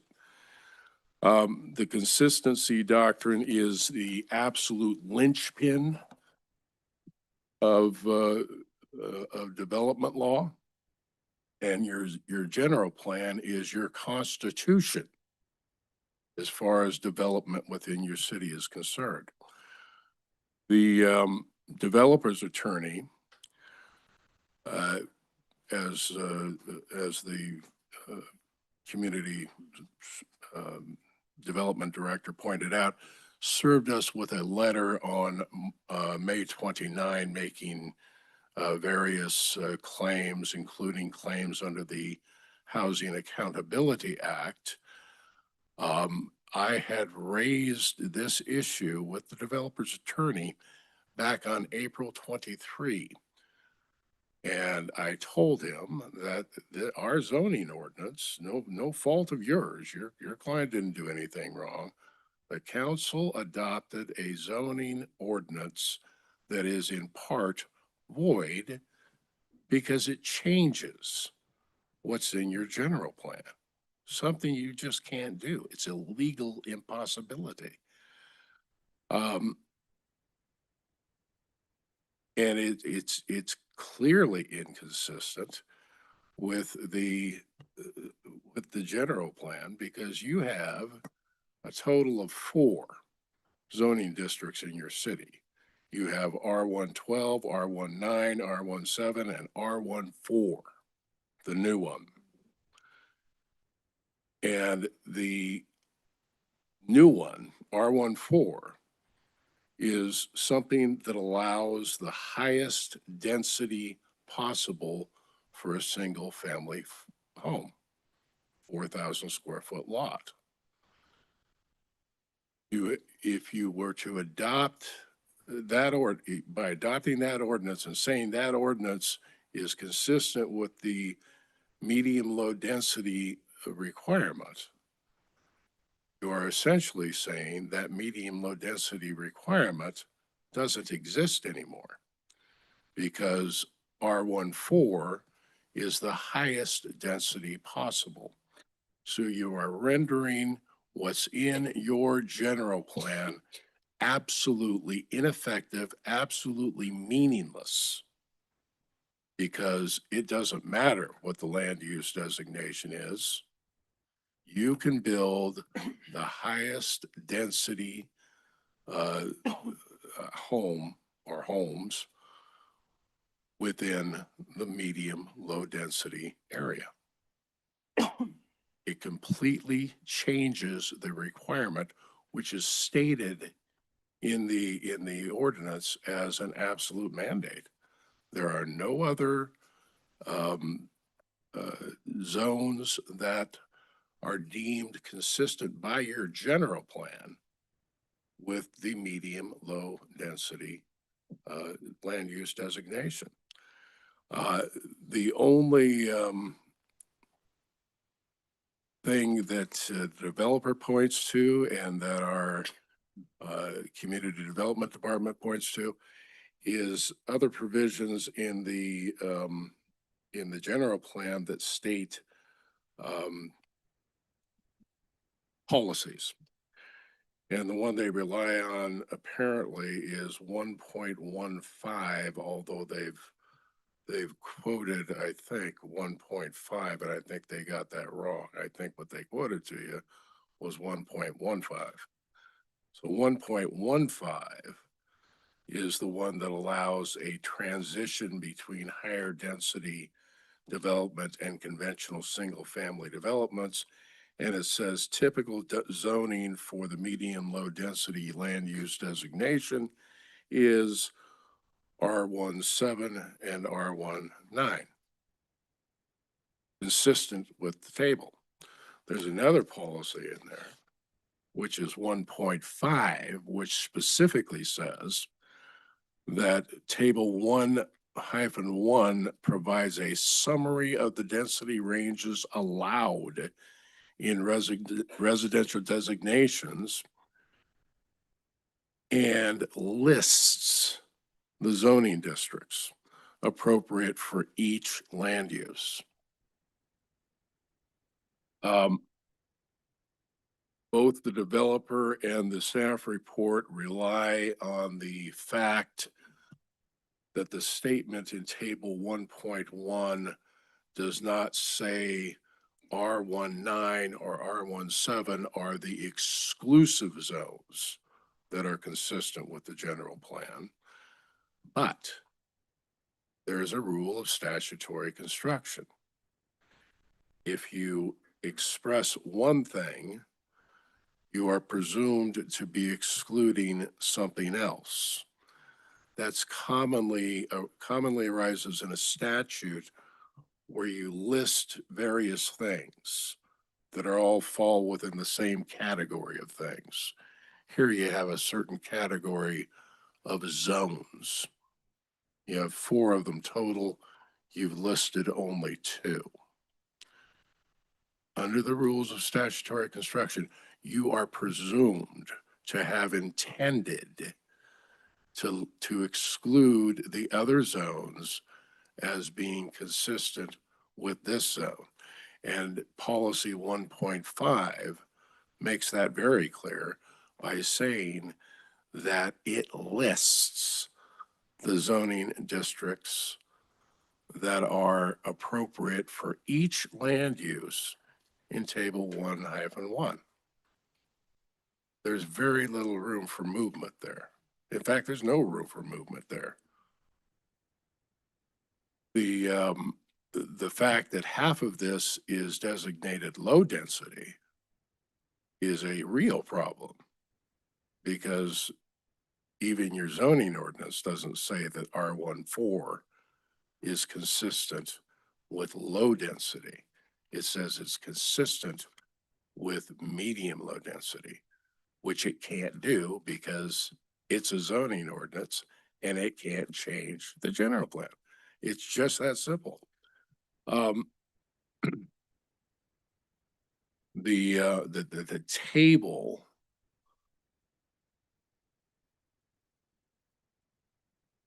identifies the only zones because of that rule of statutory construction.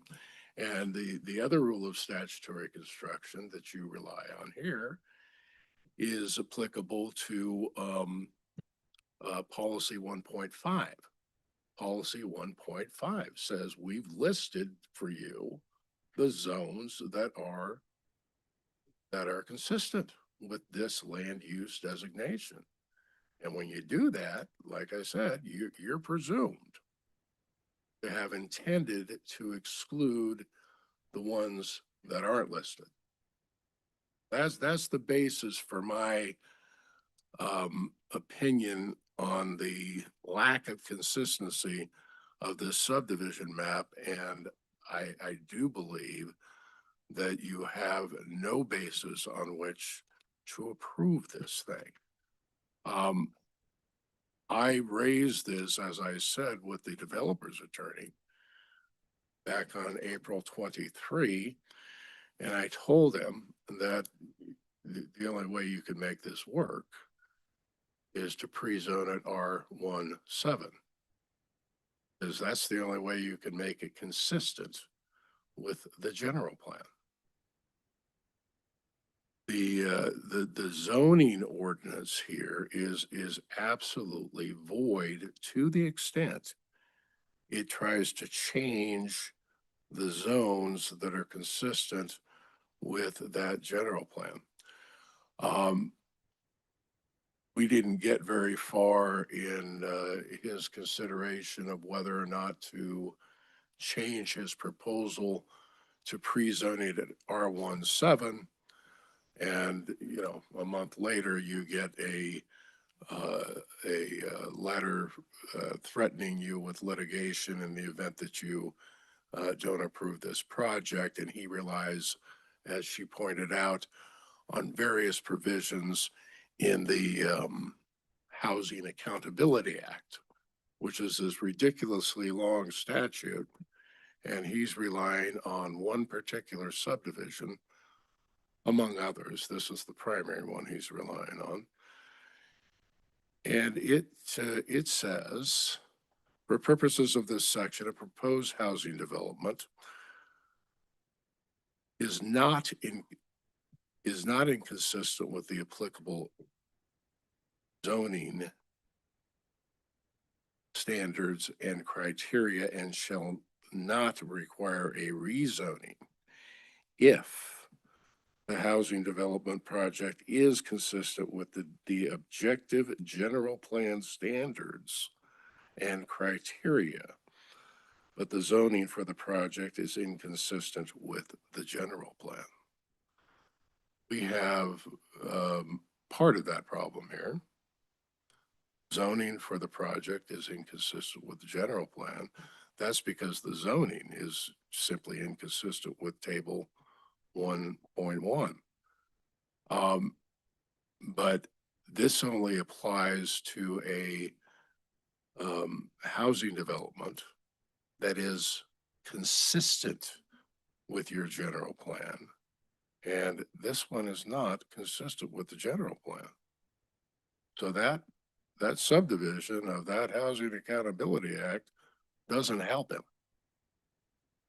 There's another one that he relies on, which is, and I'm reading from Government Code Section 565589.5, and this is subdivision J4 that I just read from.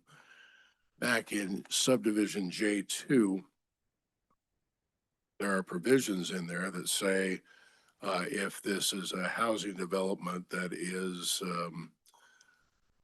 in excess of 150 units, you have 60 days to make a finding of consistency after the application is deemed complete, which has already occurred in this case. Those 60 days have already run. There's a provision in that subdivision 2 that says without using the word general plan, you have to approve the project if you didn't comply with that, if it's consistent with objective standards in the zoning and or plan. It does not use the word general plan. And you can see from subdivision J1 of that Housing Accountability Act that all of these are prefaced on a subdivision map that is consistent with your general plan. And it allows you basically to rely on objective standards in your general plan to save a project that is inconsistent with your zoning. This one is consistent with the zoning.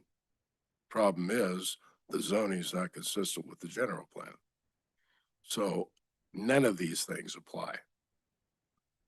So when you hear references to the Housing Accountability Act and your lack of discretion to approve or disapprove that project, I can tell you with absolute certainty, those don't apply here. We have a subdivision map that is inconsistent with your general plan. I'm not entitled to make that determination, though. That's something you all have to do. There is a brand new case just published. The 2026 case is Citizens Against Marketplace Apartments and Condo Development versus City of San Ramon. It points out that in all cases, a determination of consistency is necessarily a discretionary choice to be made by this council. You have to look at the language of the general plan and the zoning and the proposal submitted by the applicant for a subdivision map approval. And you have to make that determination for yourself. If you do that, if you go through that exercise and make that determination, your determination is gauged according to what we refer to as the abuse of discretion standard. So if there's any substantial evidence to support it, your determination is valid. That job is placed squarely upon you. Those are the reasons I disagree with the determination of consistency. It's not consistent with the general plan. And I would recommend that you deny this application outright. Thank you for your opinion. We have representatives of the proposed developer here. Did you folks, would you like to address the city council at this time? Please step up.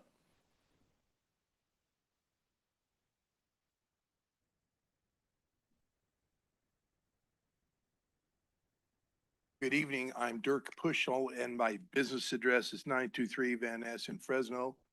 And I'm here this evening on behalf of Joseph Crown and Crown Development. Mr. Crown could not be here tonight because he's suffering a very serious illness. It's important for the council to know that this application was submitted to the City of Selma in 2024. Find ourselves at June 2nd, 2026, being told that the hundreds of thousands of dollars that my client has spent and many hundreds of hours that your staff has spent on this project are basically useless because of a determination by your council that the project is inconsistent with the basic tenets of your general plan. We disagree with that determination, and I'd like to just summarize a little bit deeper into some of the goals of your general plan, because you do have the ability to weigh between goals and inconsistencies that may or may not be present. Goal number 3 seeks to provide a high-quality living environment and residential neighborhoods supporting smart growth policies and mixed use of higher density walkable communities. In fact, by way of background, in July of 1999, your council adopted the Landscape of Choice, which was a multi-county effort to try to increase densities at a target density of about 6 units per acre. And the reason for that was because there would be significant improvements to air quality, fewer vehicle miles traveled, many other things that were going to be beneficial to all of the cities within our Central Valley by adopting these slightly higher densities. Again, our project's at about 4.5, but this target density was 6. In conjunction with other cities in the San Joaquin Valley, the City of Selma adopted the San Joaquin Valley Blueprint. And the San Joaquin Valley Blueprint also proposed slightly greater densities that reduced impacts. This is out of your environmental impact report, to the economy, the environmental health, vehicle use, and consumption of natural resources, including prime farmland. In fact, the adoption of the San Joaquin Valley Blueprint was a mitigation measure in the environmental impact report that was used to adopt this general plan. So you said you were going to increase densities, but you here in this evening appear that that's not going to be possible. It was the very reason why your environmental impact report was certified. Selma General Plan Goal number 5 seeks to ensure that higher density residential densities do not negatively affect existing neighborhoods. Again, right out of your general plan. The staff, your planning staff, who state law defers their interpretation of the plan and your zoning ordinance, has identified that this project is in fact consistent with your general plan and consistent with your general plan densities. General Plan Goal number 6 requires the provision of mixed densities, which will ensure adequate, affordable housing for all economic segments of the community. This is directly inconsistent with Mr. Costanzo's interpretation of the general plan, where it talks about the mix of densities to assure adequate, affordable housing for all economic segments of the community. We believe that staff has accurately identified the findings of fact to approve the project. And frankly, after 2 years and all of the conversations that the council had just this evening with the bank, APA, other people that came here, you're going to tell this client after 2 years, oh, by gosh, we made a mistake. Our general plan and zoning ordinance does not allow this project. If you go down that road, I think Mr. Kinsey was going to tell you, you're going to have other problems with other projects that you've approved under similar circumstances, because if it doesn't work for us, it's not going to work for other developers that come forward. I'd be happy to answer any questions if you have them of me, but I believe as staff has concluded all the findings can be made, this project should be approved.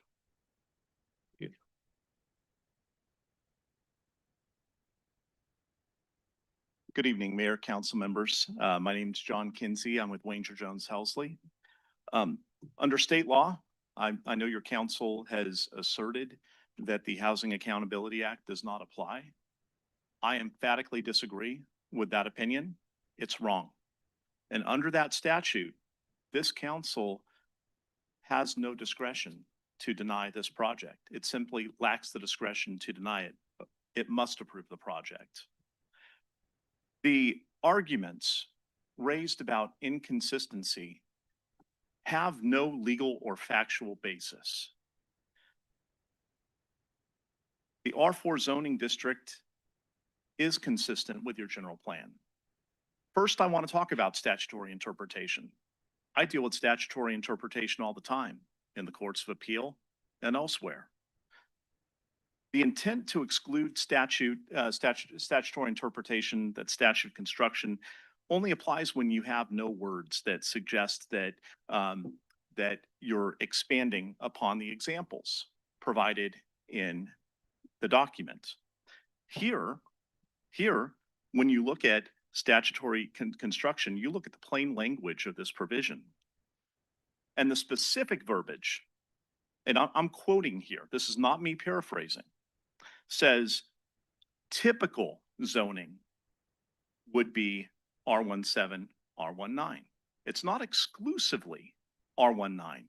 Your general plan policy 1.5, your table 1-1, nothing in your general plan suggests that those are the only zoning districts that could be applicable to the low and medium low density land use designations, nor are they the exclusive zoning districts. So if you look at the plain language, if you look at the maxims of statutory construction, to the extent that's even relevant, the argument simply makes no sense. And it breaks down when you look at that fundamental rule of the plain language of the statute and the word typical there, plain as day in the sections that have been cited by your council.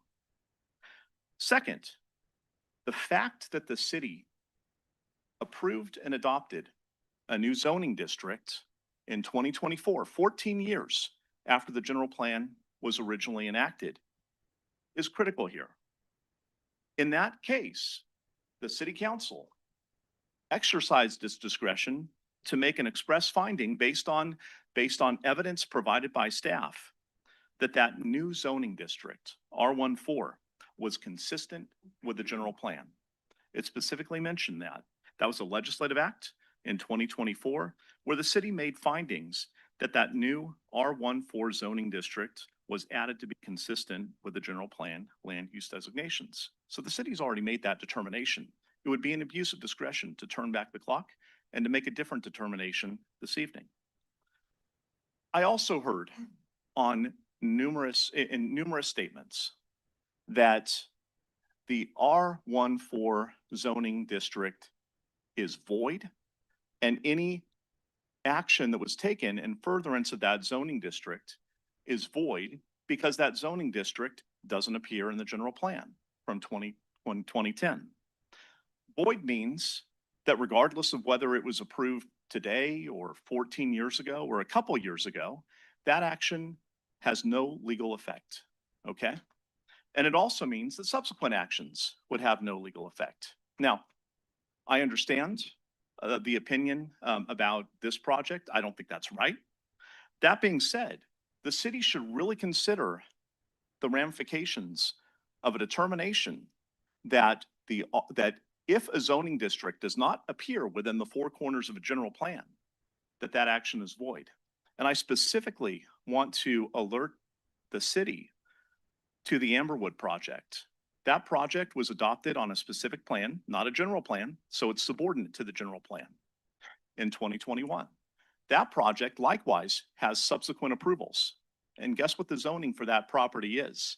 It's not R17, it's not R19, it's not any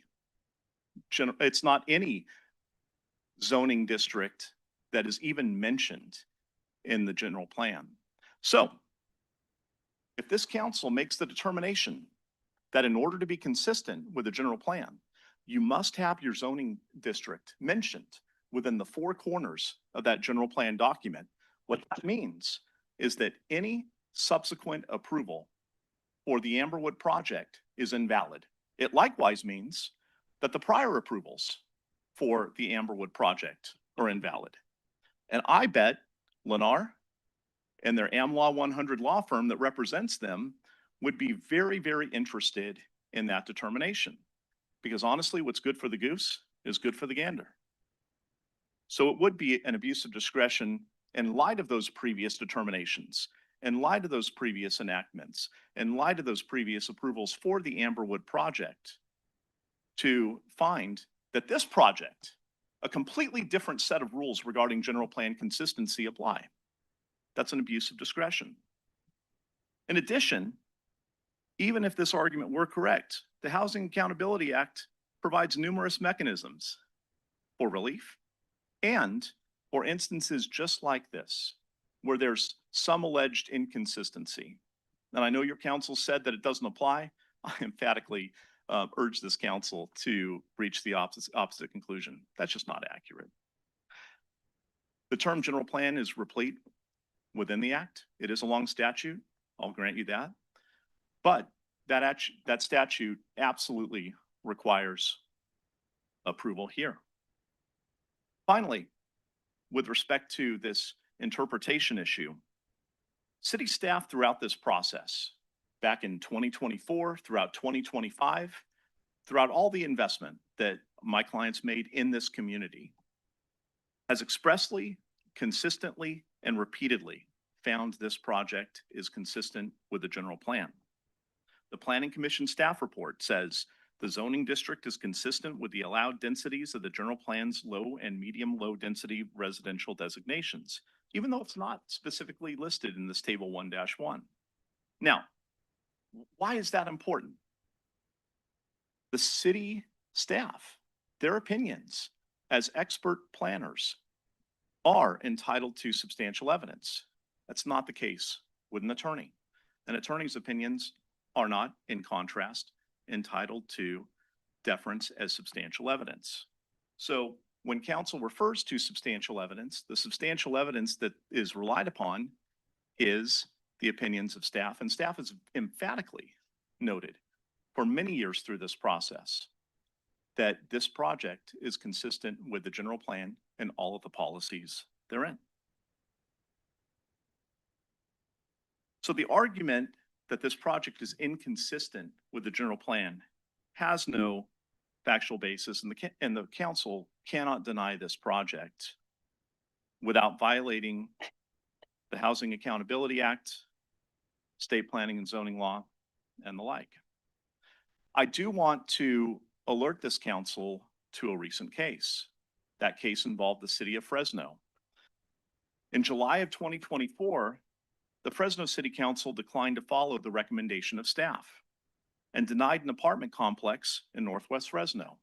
You may be familiar with it, Herndon and Valentine. And it was based on very similar arguments that I'm hearing today from council.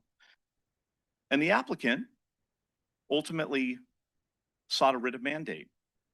And the statutes that were relied upon by the applicant there are the same statutes that we're talking about today.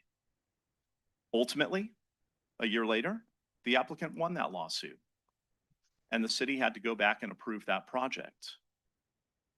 And it would be a tremendous waste of taxpayer and municipal resources to proceed down that same pathway that's already been charted in the Fresno County Superior Court. And finally, the city's planning documents, the city's city staff's determinations, those aren't just, statements that you can throw away. Those are things that people who want to invest in this community rely upon. And if the rules change based on public opposition, based on, some concern about inconsistency that's raised at the 11th hour, that sends a chilling signal to businesses that want to invest in this city. And the city's doing great things. We heard some great presentations from many of your constituents and others about some of the great things that the city's doing. City also needs economic development. And it would send the wrong signal to businesses, to those who wish to invest in this city, and to those who wish to buy homes in this city, those whose children are wishing to buy homes during the midst of this housing crisis, to turn developers away after they've invested hundreds of thousands of dollars, many years, trying to get a project off the ground.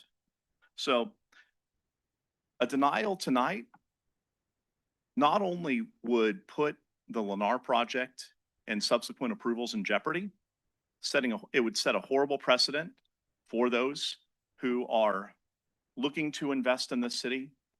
And at the end of the day, it would be contrary to the law. So I do request that the city follow its legal obligations and approve this project. Thank you. Thank you for your comments. City Attorney, did you have a response? Sure. With respect to Mr. Pochel's representation that we agreed to increase density, you did. You removed the minimum lot sizes from table 1. You transformed the pre-existing single-family zones into something different by reducing the lot sizes assigned to each, the minimum lot sizes assigned to each. So you complied with that. And I don't frankly understand the point. I also don't understand the point of trying to make this analogous to Amberwood or suggesting that Amberwood would be in danger of the same fate that is befalling this subdivision. That subdivision was approved in 2021 before you even had the R14 zone. And it was approved pursuant to the provisions of a specific plan that covers the entirety of the Amberwood area and divvies things up between areas that are high density, low density, and everything in between. There's no danger of that project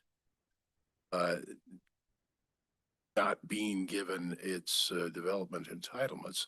That ship has sailed.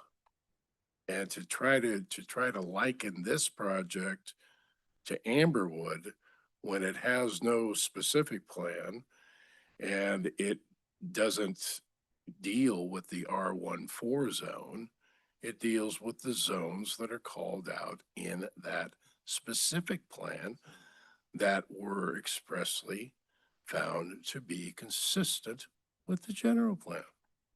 So there is absolutely no analogy here. Substantial evidence in this case consists of the documents that we're referring to, not my testimony, not their testimony, not anyone's testimony.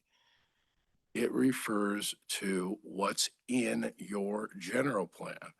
It's the council's job to look at that general plan and decide.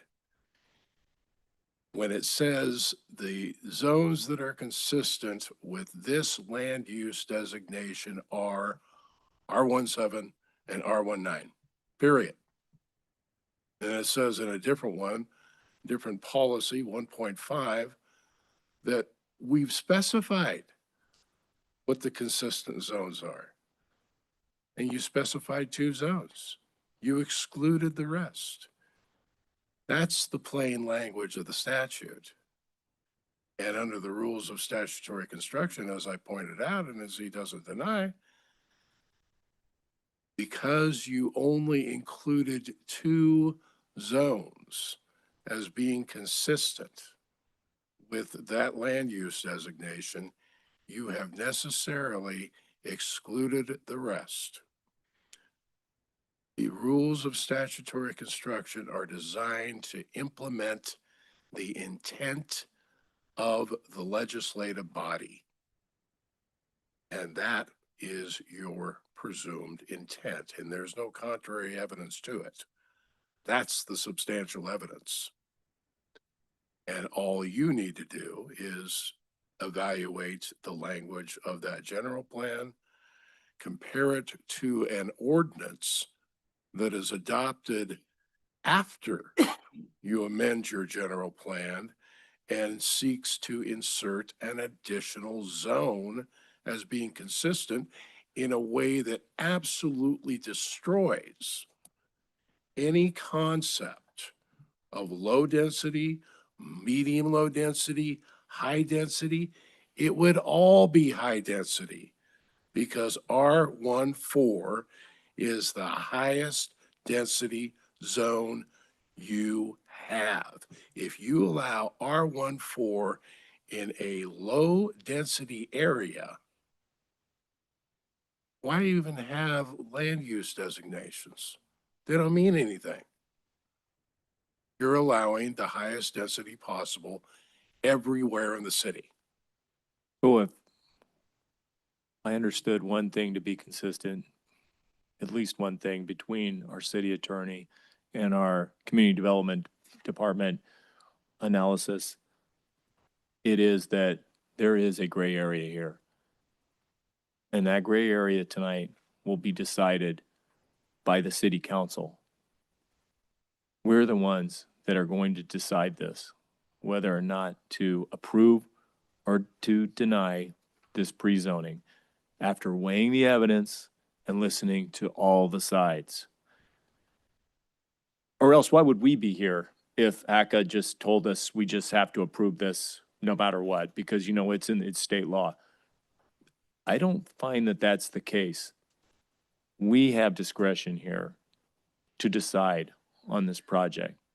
You do have discretion, and if you look at the resolution that approves the subdivision map, one of the required findings is this subdivision map is consistent with both the zoning and the general plan.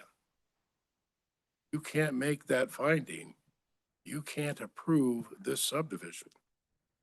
This is a public hearing, so we're going to open the public hearing now to testimony of the public. Everybody has 3 minutes. We're only going to have one speaker per public hearing, so we won't have repeated same people getting up and speaking just for time's sake. Please come up if you're for this project or you are against it, and please give us your reasons for it now. Please come up.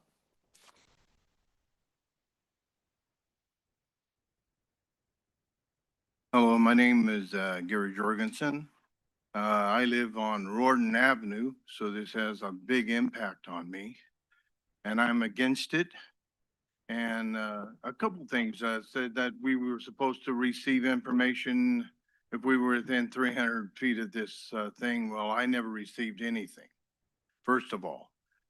Also, my house, I'm very fortunate. I have a 17,000 square foot lot on Rorden Avenue which is definitely low density. They want to put 4 homes on the same area that my home is on, just 300 feet down the road from where I live. You know, he talks about hundreds of thousands of dollars. Well, I've invested hundreds of thousands of dollars in my home. I wish I spoke as eloquently as the city attorney because I think he summarized a lot of things. This count or city, when I built my home, well, I was told this was all going to be low density housing. So I invested my money and everything in this town because I wanted to be part of this town. And now I almost feel like I'm betrayed by this town if they allow low density housing to go all around me when I invested in my home. It isn't just like I can pick my home up and move it. And how many areas in Selma, and I think we need area where there is low density housing. You already have a nice area there. And it's, you know, there's a lot of folks here that I'm sure feel the same way I do. They've gone and they invested their time, their energy, their money. You know, it's taken me a lifetime to build my home. And I feel kind of, how do you want to say, they don't care. Thank you. I hope that isn't the way. Thank you. Appreciate it. Communications Director, can you put up the clock so we can see the time elapse? Speakers will be able to see it. Thank you. Or can you let us know when the time elapses, please? Absolutely. The Thank alarm you. will go off. Good evening, Paula Rogers. I live on Mill Street in the same neighborhood that the gentleman just spoke about. This is the only area of Selma that has low density in it. We can't turn around and approve for 4 houses per acre, 4.5 per acre, and the medium to high density housing to be in that one area that has always been custom homes for the individuals that have worked very hard, and many years to afford to live there, including myself. I have no problem with that housing where it is really appropriate for that housing. We don't need a bunch of high-density homes now built behind us. We don't need more parks in that area. We don't need more crowded congestion. The traffic isn't built in yet for the streets to exit that area. I think last time they spoke, they said there was 2 streets that would be exit areas. It just doesn't make sense. I'm sorry that you guys have spent a lot of money or been coming back and forth. Not our fault. And you guys have been afforded the latitude per council that you guys can make a decision on that and vote against it. And so my voice is to vote against that property building in our area. Next speaker, come on up.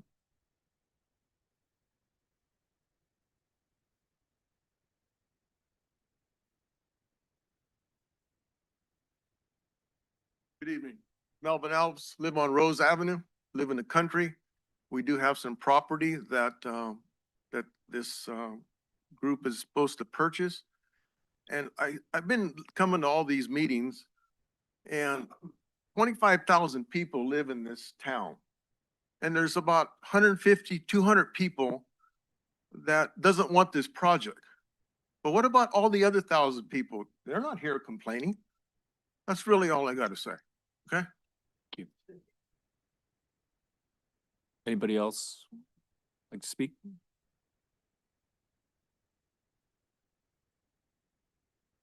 Hold on. Let's not have any of that. Please sit down. Please don't talk. We're having an orderly council meeting. Thank you. Appreciate it. I get it, Mr. Alves. Thank you.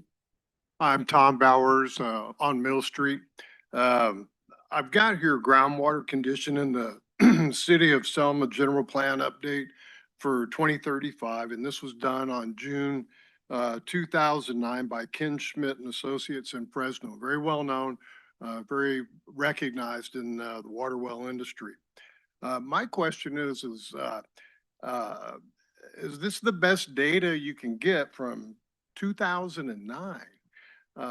For one, I'm not sure that it's given us the complete picture. But where are we going to get the water? I have no idea where we're going to get the water. We're going to, according to this report, we're going to be in a deficit of 15,000 acre feet of water per year. both in urban and consumptive use. So, you know, an acre foot of water, 326,000 gallons of water. We also have a overdraft problem in this groundwater basin that we're in right now. Um, uh, Currently, we are about 800, we're about 800 acre feet short. In other words, we're taking more groundwater out than is going back into the ground through recharge basins and other methods. That's 260 million gallons of water we're going to be short. Did you know that from 1960 to today, our population's still hovering around 24,000? You add another 1,000 here, another 1,000 there. I don't know where you're going to get the water. Really don't. And I've been doing this business my entire life. It doesn't look good. Thank you. Thank you.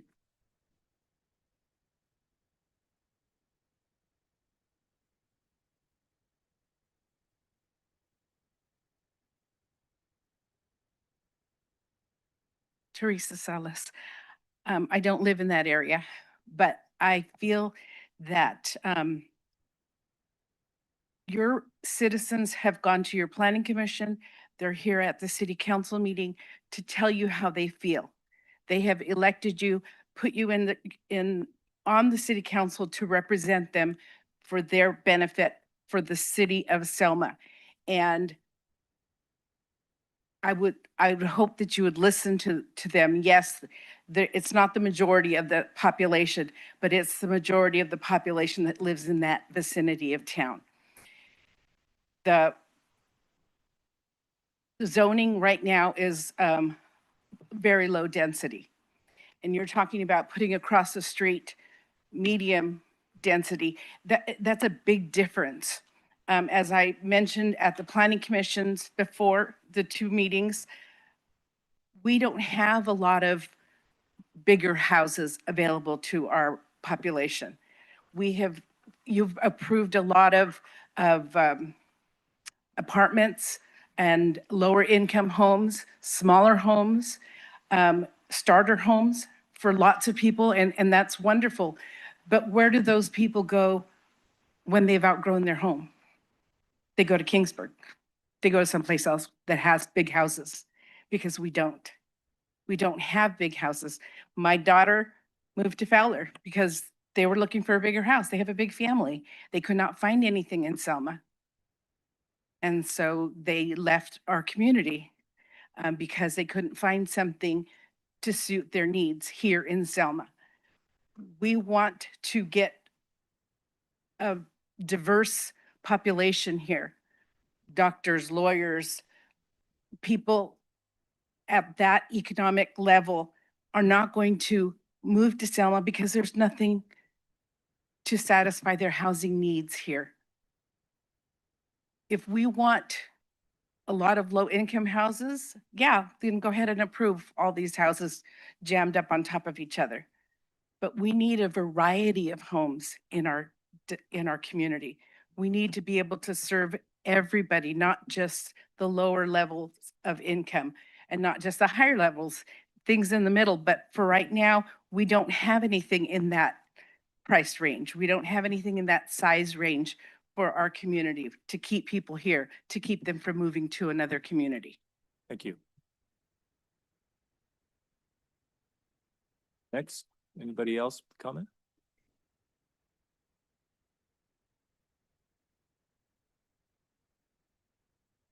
Hello, Richard Garabedian, I live on Rorden.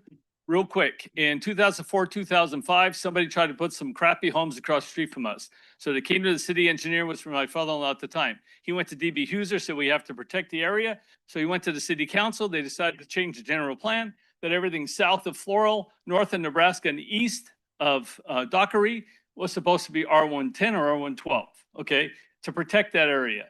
Now, this is the only low density area of town. We don't want to be a mediocre town, okay? We have all kinds of other high density stuff around town. We meet the state recommendations. We meet the state requirements with every other part of the town. This is the only place that is low density. So don't mess it up, okay? Because we put a lot of money into these places. We want the consistency there. that you guys put a lot of money into this. You could salvage your project, just come back, redesign it, put 180 homes instead of 237. Everybody will approve it and you'll be fine. I mean, really, it's pretty simple, okay? So, so that's what I have to say. Just keep the integrity of this area the way it was intended. Okay, we need all kinds of homes, but keep this area nice because we're going to keep fighting this. And part of the problem is that the city messed up a little bit. I don't know who did it. I'm not going to make any, I don't know who did that. But it's confusing to developers that they don't know what to do. Okay, so make it straightforward. Maybe go back and clear it up so that we don't have this problem again. Thank you. Anybody else?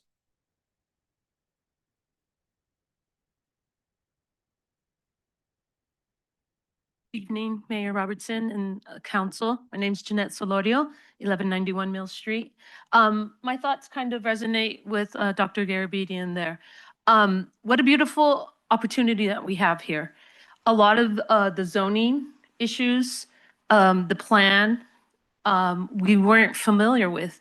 All the constituents here tonight, it's come to light because of this development. But I think what we've learned as a city and a citizen within the city is there are some inconsistencies, right? The resolution that was adopted in 2023, but our plan, our general plan was developed in 2010, and now we have the Fair Housing Act. I think this is a wonderful, beautiful time for us, the citizens and the council, to get together. Let's align and fix whatever the rezoning and the documents need to read accordingly, because right now there's a lot of gray area. So for future development, but let's not be hasty in this decision to push this through when, and the gentleman said that he has been working on this quite a few years. We did not receive any information about this build.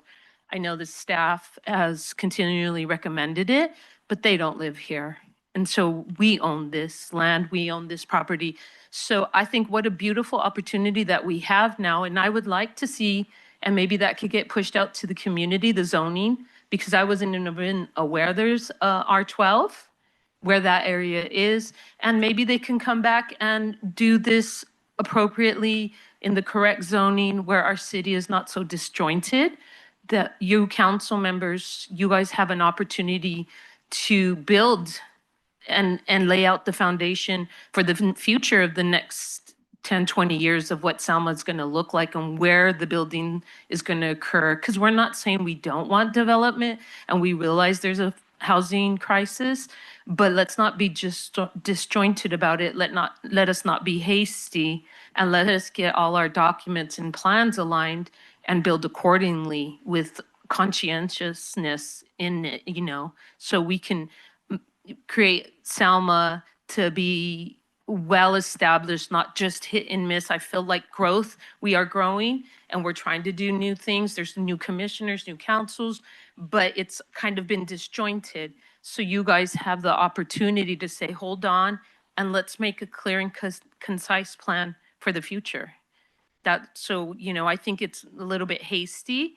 So let's slow down. Let's get all our documents, all our zoning accurate, and then we can move forward and honor the zoning that this development, the constituents that have all been here, honor their previous requirements. Got it. Thank you. Thank you.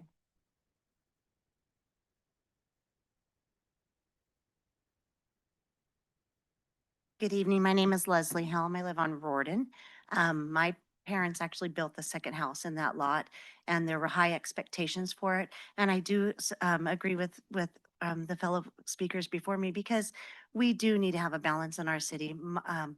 This is a lot of flashback for me. My mom was the mayor for a couple of years. She was on city council, so I remember hearing this. And yes, there's going to be mistakes. Yes, there's going to be things that happen, but there also is grace and mercy. If our city has a mission and our model is not meeting that mission, then we need to change the model. We need to find things. There are a lot of areas in our community that have been built. There's houses that have been built that stood alone, that stood empty. There are areas in our city that need to be revitalized. If we can't make our city inviting, there aren't going to be businesses that are going to want to come in. I've watched meetings where businesses have come and gone because there were not the things that they needed in the city. And I heard they were on Van Ness. That's not a shabby area.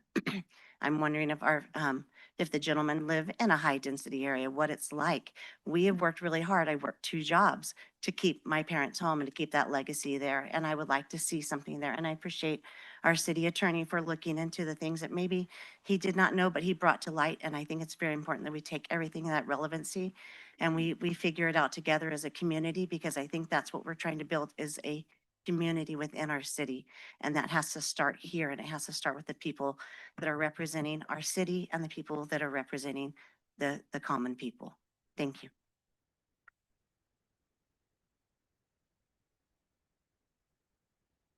Anybody online or on the phone with a comment at this time?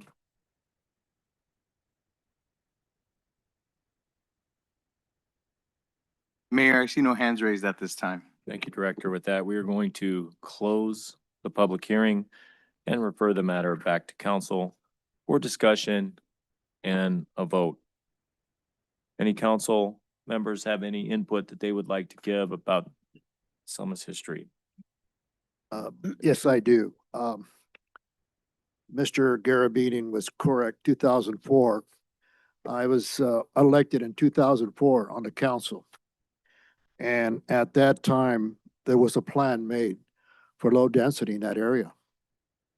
And my colleagues voted for it.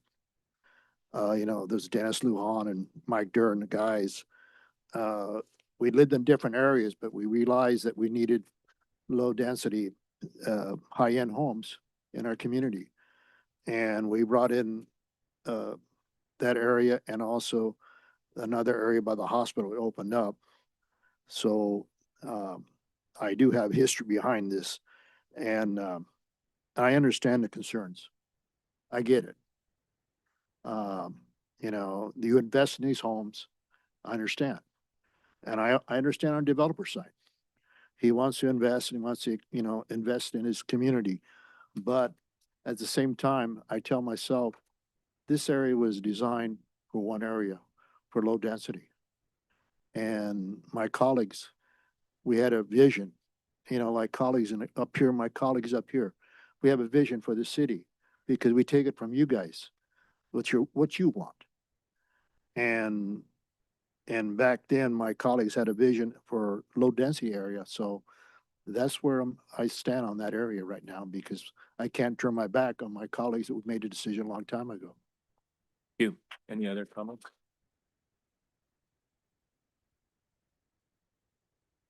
Okay. I'll just say that, this has been a hearing tonight where we have received a lot of input, a lot of evidence that we are weighing tonight. We're not abusing our discretion. We are thinking we're members of the community as well. So, we're not just up here making decisions. We are going to feel the effects of those decisions as well. And I really appreciate everyone's input on this. It is, I think, abundantly clear that when councils change, things can change and ordinances can come in that future councils may not have a part of, but have to deal with the effects of, and we are at that stage right now. So tonight, I think what we have become maybe painfully aware of is that the zoning ordinances that have been cited as approving this project are inconsistent with the general plan. General plan should be council proof. In other words, that general plan is made to stand the test of time and the test of many councils. And that came in 2010. And from what I heard tonight, and I weighed the evidence from an excellent report from our community development director and our comments and our legal perspective from our city attorney, who has 40 years of legal experience, and from the excellent testimony from the developers representatives here tonight, the construction company representatives here tonight, and above all, you, the people. And this is our town, the people, and that's who we represent. Based on that, my perspective on this is that the zoning ordinance conflicts with the general plan for this housing development. And as someone said, as several people said, every town needs different types of housing, and that's what we're doing in Selma. And part of that housing, one of those areas of housing should be for larger lots or low density. And I think it's a value to preserve that in city, and I think that makes an orderly plan of growth for the city. And make no mistake about it, our city is growing. Our city is on the move, and we're moving forward. There are no villains here. It's just us. We're community members. We just want to make the best out of our town. People have worked hard for their homes. Everybody's worked hard for their homes. But in these neighborhoods that we're talking about, putting homes in with the R1 to 4 would be incompatible with the general plan. And it would also not be something that the neighbors in that area are looking for. But overall, I'm basing my decision on the general plan. And the zoning laws need to be consistent with that general plan. And this project has really brought up that the zoning ordinances need fixing. So with that, I'll call for a motion. Is there a motion on this measure? Mr. Mayor, I'd like to just say a Okay. couple of questions. I've been reviewing this and getting a lot of information in regards to, and I want to, I know that there's a lot of passion and a lot of understanding of what you are representing as a group, as a neighborhood. But we also all are elected officials for different districts. And one of my key points is what is correct and what I see as corrected. So you guys can say what you say, but I just want to do my interpretation as to what I read in the law. And what I appreciate is that I see that the way it's read on ours is that the zonings, it's not inconsistent. We have our staff recommending what is correct. And our staff has been consistent for 2 years now. And I also want to say this, and you can come to me and tell me, I've lived here for 40 years. My mother's lived here. We've lived here. But you know what? We're all residents of this community. And there's a 30 of you guys that are paying the taxes, and there's another 70% that are paying taxes too. So tomorrow morning, when we get sued, the city gets sued, the city's gonna get paid. The city's gonna have to pay. So, I mean, I can get all the naysayers and I can get yelled at, but you know what? A true representation represents what's right. And this project is gonna be back at our city because of when I look at this, and I've done some research, and you know what? I'm sorry, I have to go with what the development is calling for. There's a lot of development that goes on that gets railroaded, but because of where we're at. But at the end of the day, they've been there doing their due diligence for 2 years. It's inconsistent for us to stop and go with our staff report. So for me, I have to go with my staff's recommendation. Thank you. Thank you. Okay. I have a comment. I just want to say, as a council, we govern the general plan. So with that, I'd like to make a motion to turn down the project for the Lavina track. So Is there a second? I'll second. Call the roll, please.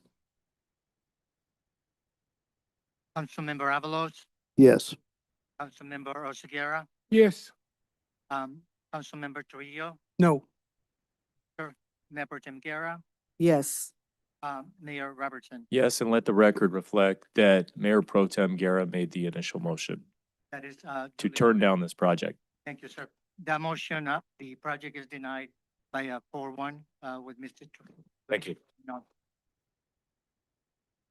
All right, with that, we will move on from our one and only public hearing tonight to our first item of regular business, which is an action item. Item 5.1, which is to adopt Resolution 2026-51, adding the classification of administrative analyst, deputy city clerk, and to add the classification to the master salary chart and remove obsolete classifications. Mayor, members of council, as we're getting ready to bring in salary increases that have been negotiated from our unions, we've had an opportunity to take a look at our master salary chart and recognize that we have obsolete Can you hear classifications. in Deputy there. City Manager, or would you prefer to wait for them to? Good, thank you. Okay, go for it. We've identified 14 different classifications on the master. Councilmember Osigera requested for them to file out first. Okay. Can somebody close the door when they leave? They talk in the foyer. Thank you. Okay. You can continue, Deputy City Manager. Thank you. Mayor, members of council, after reviewing our salary charts, we recognize that we have 14 classifications that are not in use. And in most cases that we do not have current job classifications that represent those classifications. So we're recommending that we remove those classifications from our master salary chart and from our recognized classification chart. In addition, we have worked on an administrative analyst / deputy city clerk position. This position is in main support to our city manager. He would be a direct, it would be a direct report to him, and then back up the city clerk in her absence, and cross-train so that we always have a trained city clerk. And so staff is recommending that you adopt resolution 2651. Taking away the classifications as noted in the transmittal and adding the classification of administrative analyst / deputy city clerk. I have a question for you. What is the salary range going to be for this position? I mean, it says it's a percentage from what the city clerk, but I want to know what the actual number is. Sure. The Or 20%. position is benched 20% below the city clerk position. And let me grab that salary for you.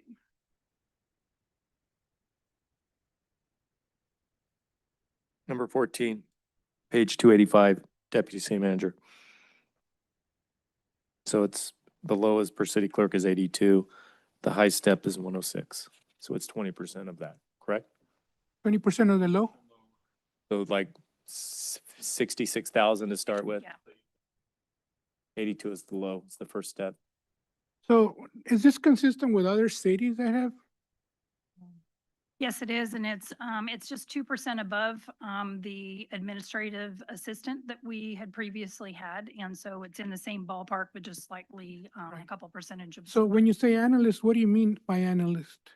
An analyst is, I was an analyst in my career. The city manager has been an analyst before, and so when you are out recruiting for positions, typically when you see an analyst position, you know that you're going to have to be doing reports. You're going to have to be breaking down, doing statistics, doing all of those kinds of things. Whereas when we hired the administrative assistant, we had a lot of people that thought they were going to be answering the phone, scheduling appointments and doing those kinds of things.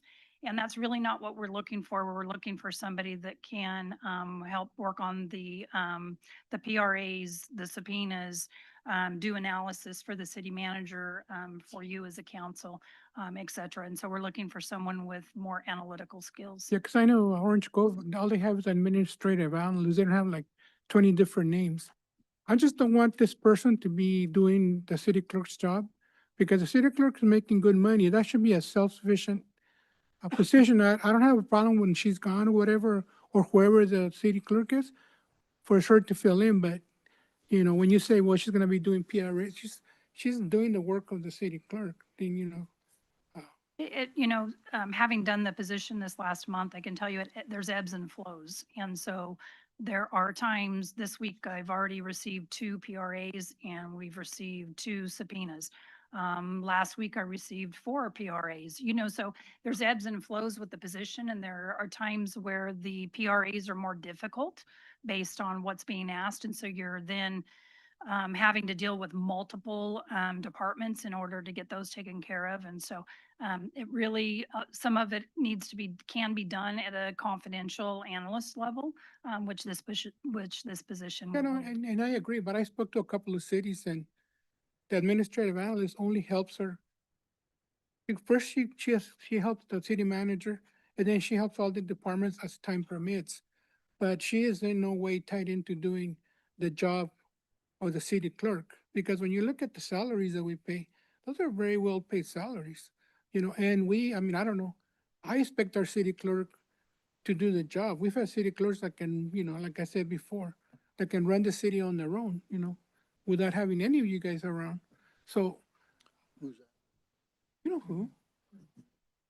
You know, but you know what I'm saying? So I don't want We it to be understand to where that. they're gonna say, well, you know, she's not available because she's helping the city clerk full time. We understand that. And what we want to make sure is that in the absence of the city clerk, that the functions of the city clerk continue to be done. And so, and in order to do that, you need somebody cross-trained into that position.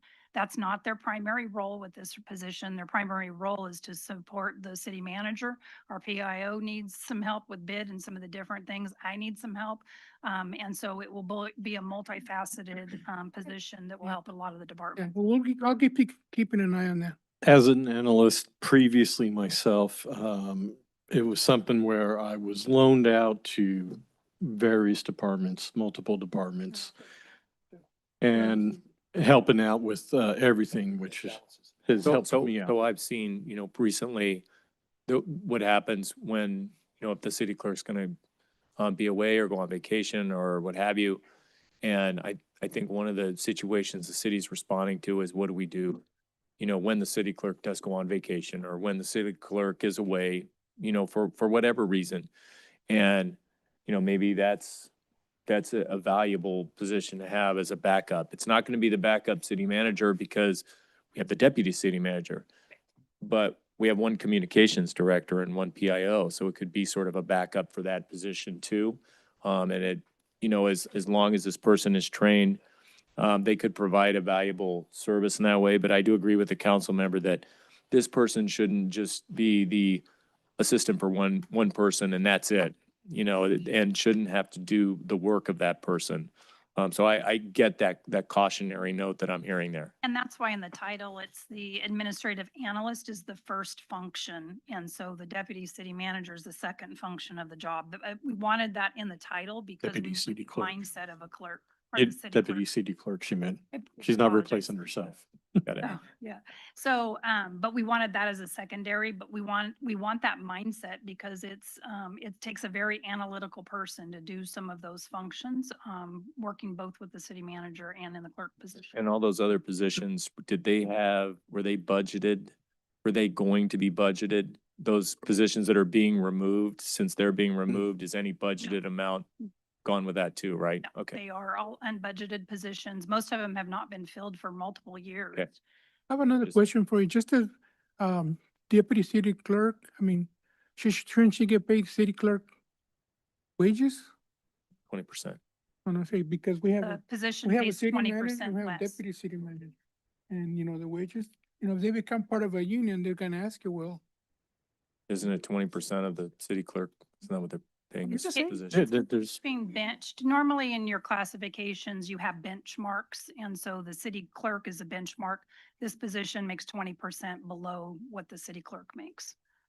To avoid compaction. Correct, yes. Okay. right, but when I used to work as an eligibility worker, they couldn't make me do anything else. Because then they have to pay me out of class wages. Like if they wanted me to do my supervisor's job, well, I'll do it, but hey, for that time that I did it, guess what? I was getting paid on my supervisor's wages, and that's the only thing that I'm worried about, that, you know, somebody can say, well, deputy, you know, city clerk, they should be getting paid the city clerk's This wages position reports to the city manager. for Is that working out correct? of, for working out of class. That's correct. If there was a vacancy in the city clerk office, in the city clerk classification, and if the city manager felt that position, that administrative analyst was trained enough to temporarily place in that classification during a recruitment, that could happen. And so they would be under our rules, they would either receive 5% acting pay or the A step, whichever is highest. But that would only be if the position was truly If they're vacant. acting. Right. If Or- they're acting, like Mr. You- Tiger. Right. Yeah. But if they're filling in Yeah. just They're on a just filling temporary in. basis, or because the clerk can't be here for a council meeting and they can Not fill in that. on that, they're not getting paid. But if they're on leave, for that. if they're on leave, On right? extended. Potentially Extended extended leave, leave, any, yeah. anything related leave. Got it. Okay. And then, yes, you are correct. The position reports directly to me.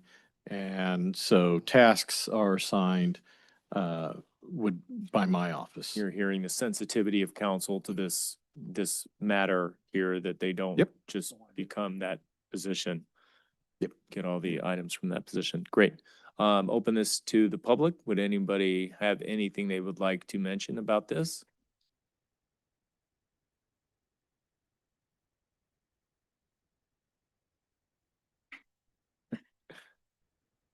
Stella Ramirez, I'm a resident. Now, this is a full-time position, right? How much is it? I'm sorry, I missed it. How much was it for, their salary? The position is 20% below the deputy city clerk. Okay. It's below the city clerk, I apologize. What about, I don't know if you can do this or not, but what if they got her, or him, part-time? Could they do that? Because I understand that our budget doesn't look good right now, and, we gotta save every penny, and I'm thinking part-time. Maybe we can hire someone part-time until our budget is pretty much able to afford a full-time person to come on board. You'd be saving on benefits and all of that, and just have her come in, part-time, or him. That's just my opinion. Thank you. Anybody online or on the phone with a comment? Mayor, I see no hands raised at this time. So if council does approve that this year, will a careful analysis be done of this person's job duties? And if they are not having their job, if it's not taking up their entire time, does the city have any recourse to make that a part-time position in the future? Or is it one way only in terms of this? And does the city have any reservations that this will be a full-time job, This will be a full-time job. assisting three Yes. different positions within the city? Yeah. Okay. Okay, thank you. Anybody have a comment? Oh, no, she just clarified it. Actually. I have a, you I have a guys- question. So last week we were talking about hiring freezes and we were talking about reboot. If we were talking about last week hiring freezes and doing a restart and having all other departments freeze their hiring, why are we adding another employee now? Why didn't we talk about it last week when we were talking about during budget? The original was to take a look at the administrative assistant, which is what we had filled that position, and that position remained in the budget going forward.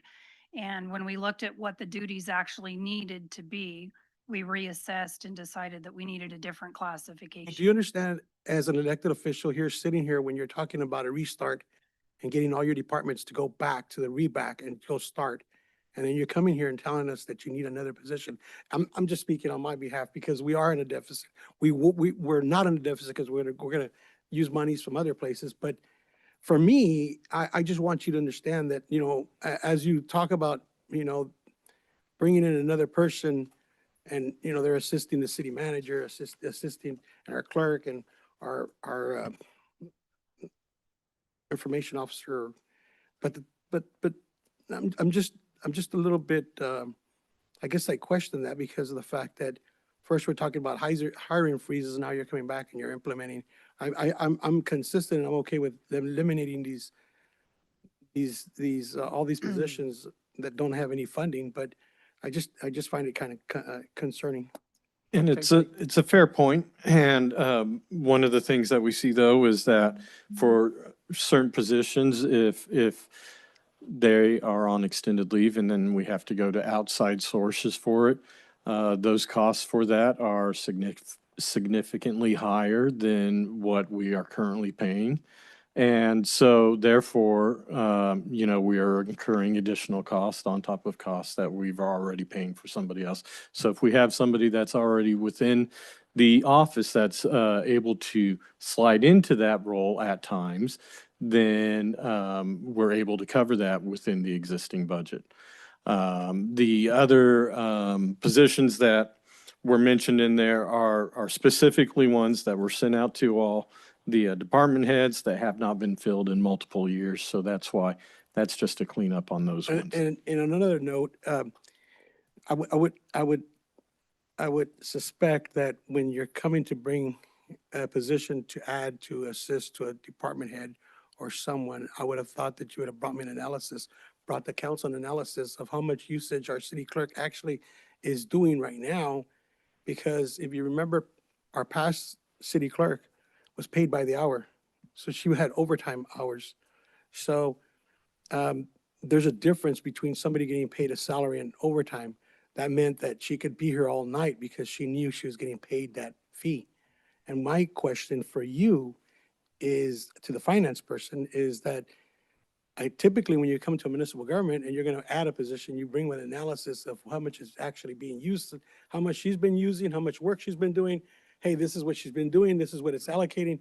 This is what it's costing us. We need help. And you're coming to me, I mean, I'm just speaking on my behalf. You're coming to me saying you need a position as a part-time person, and he's going to go flowing over here and there, which is fine, speaking of it, but I'd rather have some report telling me that, hey, we've done an analysis, this is what it calls for, and this is what the usage is going to be. This is where we're predicting to spread it out, and this is where it's going to be spread out. So maybe at the end of the year, we can budget it to a different department and we can break it down, right? I have a quick question. I know you mentioned this back, Margie. Wasn't this already mentioned a few months ago in regards to getting this assistant? And because there was an employee that was part-time and I guess left, we didn't fill the position because we're waiting to see if we were going to go with the full-time position or a part-time, just to confirm whether the work was going to be needed for a full-time or part-time. So wasn't this already budgeted for this position? The salary is, this salary is 2% higher than what the budget was, but there, we won't fill it right away because of the recruitment process. Yeah. So that will, it'll come in under budget. I believe that probably an analysis came to council in 2024 or 2025 when the last clerk left and you hired a new clerk, and that decision was made to put the newest clerk on a contract, and she's an exempt employee. And so that would have been the rationale between the exempt versus non-exempt, which that position does meet the exempt criteria. But yes, this has been a budgeted position. Unfortunately, the last person that was hired did not meet the standard of the city manager's expectations. And so the choice was made that we needed to do more of an analyst style position. And so had we not made that recommendation, we would have already been in recruitment to fill the position at the administrative assistant position. Yeah, executive assistant position is what it was budgeted for. I can also say that having been on the council from the years of 2020 to 2024, there was an executive assistant to the city manager, or should I say there were There were two or three. three council member They all quit. executive assistants who all resigned or otherwise. And that led to, I think, the council, this new council in 2024, new majority, I should say, looking at how the city funds could be spent in that area to really benefit the most employees who really needed it. And as we've seen, that's the public information officer, that's the city manager, and that's the city clerk. Before, it was just an assistant reserved for the city manager. This one would be performing other duties. And I do believe, I remember that with the city clerk previously, who used to run the live stream, he used to bring us our council packets, who used to do all the parties, the going away parties and the maternity and paternity leave parties. And communications, you know, the PIO. So, and she was hourly, or that person was hourly. So that was, you know, that was changed. So really overall, in terms of analysis, it's a little bit apples and oranges to compare hourly to a salary. But, you know, having spoken, being able to communicate with our city employees now, which has been a great change since 2024. I've been able to hear the concerns of city employees going through the city manager, of course, and who has no problem with our council now communicating with city employees that there is this need for an analyst and an assistant. And so I see this need, and I appreciate the city taking away these these classifications that haven't been used and adding this classification that really is useful and had already been budgeted for an assistant that didn't work out, an executive assistant. So, you know, based on experience, that's what is happening here. It's not based on theory or several high-priced studies that the city is conducting. It's based on actual experience, empirical evidence that the city has that this type of analyst and assistant is needed. And I applaud that. So is there a motion? I'll make a motion to approve the position. I'll second it. Call the roll, please. Councilmember Avalos, Aye. Councilmember Osquiara, Yes. Member Trujillo, Yes. Mayor Pro Tem Guerra, Yes. Mayor Roberts. Yes. That motion carries 5-0, Mayor. Thank you. Thank you, City Clerk. Next item, 5.2, adopt resolution 2026-52, approving and authorizing the city manager or his designee for the purchase of the Glock Gen 6 firearm platform with accessories for the Selma Police Department through LC Action. Chief Alcaraz. Good evening, Mr. Mayor, members of the council. I'll keep this brief and short and concise. In a nutshell, in 2022, the Selma Police Department purchased the Sig Sauer platform firearm for use by our sworn personnel. Since that time, other agencies have experienced accidental discharges with that firearm. We've not had any accidental discharges. However, I did speak with members of the Police Officers Association who kind of displayed or expressed concern and reservation over the use of that firearm. That being said, what we did as staff is we quickly converted back to the old Glocks that we used to be able to put something in their hand that was more reliable. I don't want to say they're unreliable, just something they felt safer with. That being said, the Glock that they are currently using is past its industry life, and we're looking to replace we're looking to purchase a new Glock Gen 6 platform for our personnel. Part of that purchase would include, in the staff report, is surplusing our Sig Sauer firearms along with the old Glock firearms and selling them back to LC Action for a credit. So that said, the quote to purchase 50 new firearms, 50 new Glock Gen 6, let's just call them new Glocks, is about $50,166.41. Once that purchase is completed, we would then gather up the surplus firearms that we currently have, and we'd be selling those back to LC Action with the hopes of receiving a check back for $13,430, thus offsetting a net cost of $36,736.41. This would not impact the budget, as we did not renew a contract that we had budgeted for in this year in the amount of $55,000. So this is well below our budgeted, our fiscal budget of 25-26. We'd just be reallocating those funds within the same fund with permission from the city manager. So that's what we're looking for. I hope that wasn't too confusing. There's a bunch of Glocks, Sig Sauers. It's all. Oh, no, I get it. So, but this again would be putting the newest generation Glock firearm into deployment for our personnel. And we just feel it's the right way to go. It's the safest way to go. We And were the looking Gen at 6 other haven't cars. shown any problems accidentally discharging. No, we were looking at other firearms and they're having issues with those. Fire, I think it was a Smith and Wesson model, and we just say, hey, if they're having problems, just don't let them look that way. Glock has been extremely reliable. The only issue with Glock is they only have very their qualified vendors are extremely limited, which is why we had to sole source this through LC Action. We actually did try to get quotes from other vendors, actually a local vendor. However, those firearms are not available to those vendors. Only through LC Yeah. Action. It's cheap. This particular company, they must have all the, they have it on the, they got it sold up. Yep. I Yeah. kind of figured this out. You know, it's just the way that that the private sector works, No, unfortunately. no. But no, it's a good weapon.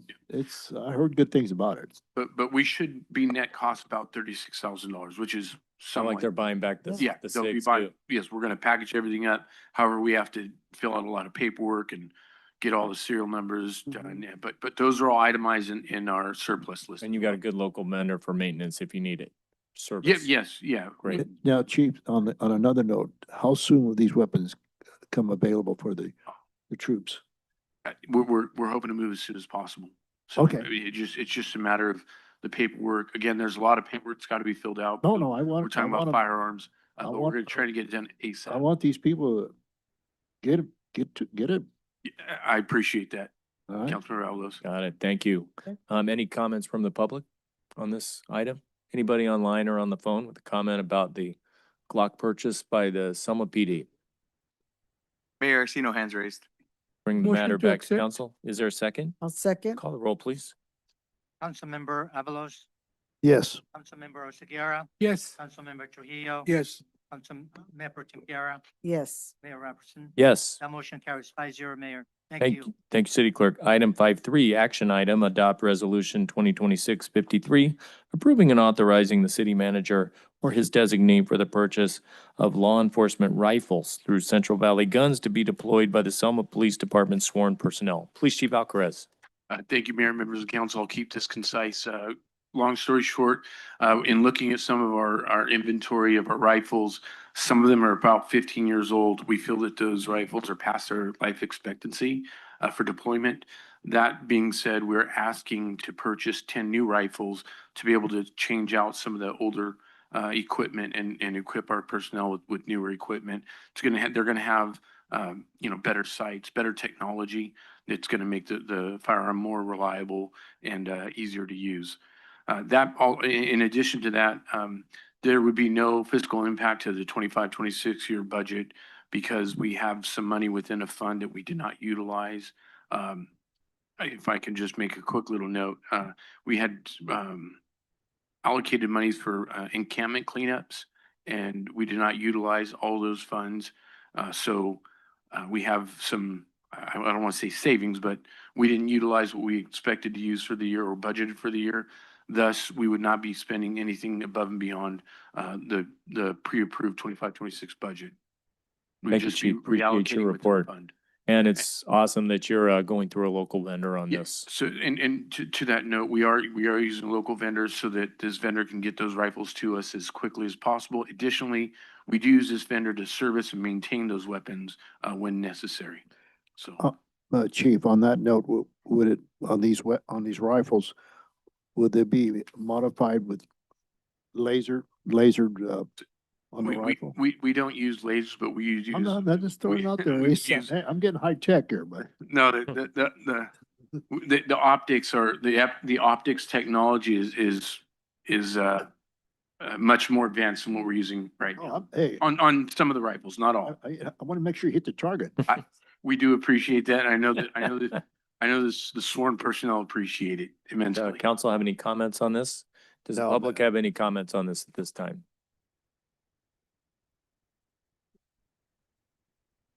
Rose Robertson, I think this is outstanding for our officers to have that. I mean, they were here today. They look like an outstanding group of public safety, and with them having that for the safety of themselves, for us, with everything that's been going on, it's just very positive that they do receive that. Thank you. This is very positive. Okay, with that, I'd like to make Hold a on, let's- motion. we have it. No. Yeah, I agree. I'm all for public safety, not only for the officers, but for ourselves as well. We should always have the up-to-date best equipment and weapons for our PD. There's just a lot going on right now in the world, and it's just the scary times that we're living in. So we need the best quality, ammunition that we can get. Thank you. Great. And the fact that we can get it from a local vendor creates jobs, creates sales tax. It's a real win-win-win. Is there a motion? I'll make a motion. Is there a second? Well, she's I made make a a motion. Oh, sorry, Mayor Pro I'm Tem. seconding. Mayor Pro Tem, second with Councilman Avalos. Call the roll, please. Councilmember Avalos, Yes. Councilmember Oseguera, Yes. Councilmember Trujillo, Yes. Mayor Pro Tem Guerra, Yes. Mayor Robertson. Yes, and let the Yep. record reflect that the Mayor Pro Tem made the motion. Indeed, that is correct. Thank you. The motion carries 5-0, Mayor. Thank you, City Clerk. That we will move on to future agenda items. Council requests for future agenda items not subject to public comment.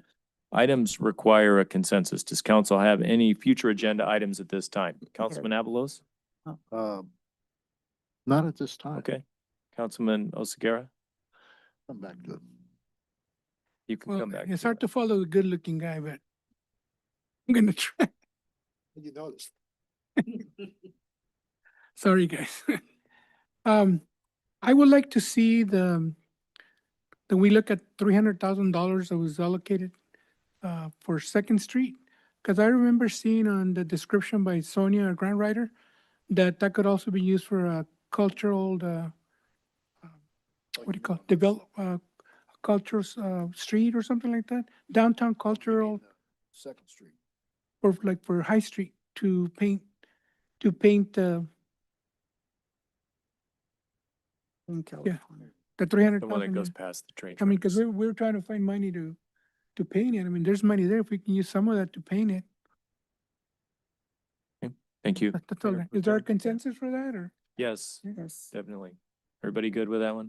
Mhm. Mayor Pro Clean Tem? California review of, sorry, of what's available for funding on that. Perfect. How can it be used? Mayor Pro Tem? And I have one too. I'd like to get an update on all the new businesses that are coming to Selma. So I continue to get so many calls in regards to when is that State Foods going to open? When is that barbecue place that's going to open?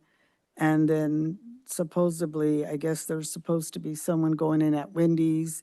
So can we get an update, even if it's just a spreadsheet or something that shows these new businesses coming into Selma? Is there a consensus for that? Yes. I mean, yes. Consensus. Okay. Thank you. Councilman Trio?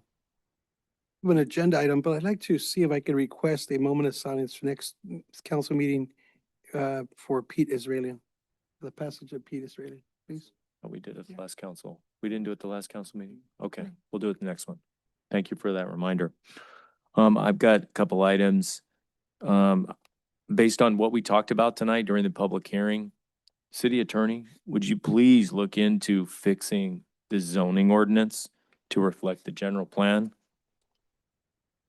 So that we don't have an issue with densities and the like in the future? Thank you. Is there a consensus for that? Yes. Okay, good. Okay.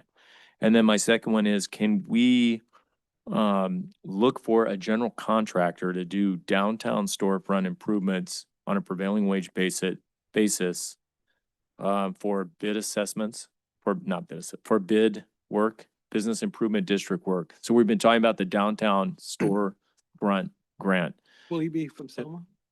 Good idea. I think if we can get a general contractor from Selma, so much the better. I think they get a 5% credit right now. That would be preferable, but Well, my based on- issue is, do they do prevailing wage? Well, the prevailing wage and because it's public works, so we would have to be subject to, anyway, we'll figure it out. And one thing came up, somebody, Payroll, public works payroll, that's all it is. yeah, just a Certified certified payroll. payroll. That's all it is. One thing that came up was if that's coming up, it's a $10,000 job or $9,000 job. Does there have to be more than one bid? Do we have to have two general contractors, or can the city designate a general contractor without having to go to open bid for that? bidding, you would go out for potential bid for GC on that. Then you would have them submit by a certain deadline. And depending on who submitted, so if you only receive one by that deadline, then that's, yeah. And it could be a blanket job for downtown storefront improvement grants. The general contractor, because how do they bid? They don't really know what's all the Yeah, jobs are gonna be. We'd have to look at it. In my experience, general blanket ones tend to not Uh, do well. Has So the, it responses. has the job changed from just painting to different now? The problem that people are running into is getting prevailing wage contractors that know how to do prevailing wage, because it's specialized. Like you say, it has to be a certified payroll and you have to send it in, and it's, So I have one, I don't want to interrupt you. oh, can I just get consensus? Yes. Okay, go ahead. So I know you guys spoke in the past, I don't know who's brought it up, but I like for the city of Selma to discuss, if you guys like, to the setting up enterprise zones in order to bring more companies with payroll, employees, hiring mechanisms, deferrals of offsite improvements that would intrigue business owners. Yeah, and I know You that spoke about that. Bonique with Precision, who's here, I know that they work on some of those as well. Right. Sure. Consensus on Yes. enterprise zones? Yep. Next, council reports. Councilman Avalos. I didn't get out much, but I did. Yeah, it was a good, actually was good. We went to the CSF in Vegas. That was a good conversation. We learned a lot by AI and all that. Yeah. That's the future of technology. We're gonna have to, I'll be honest, you guys, we're gonna have to budget that for the future. There's no way around it. And then, we have made good contacts with we split the group and it worked out good because we made some good contacts and who we talked to. We can't talk about who we talked to, but it was good conversation, okay? And then we came back, Calwater had an event down at the park. I didn't get a chance to attend it, but I passed by. And then I visited the Christian Cafe a little bit, and then of course we had our downtown events, the food truck vendors.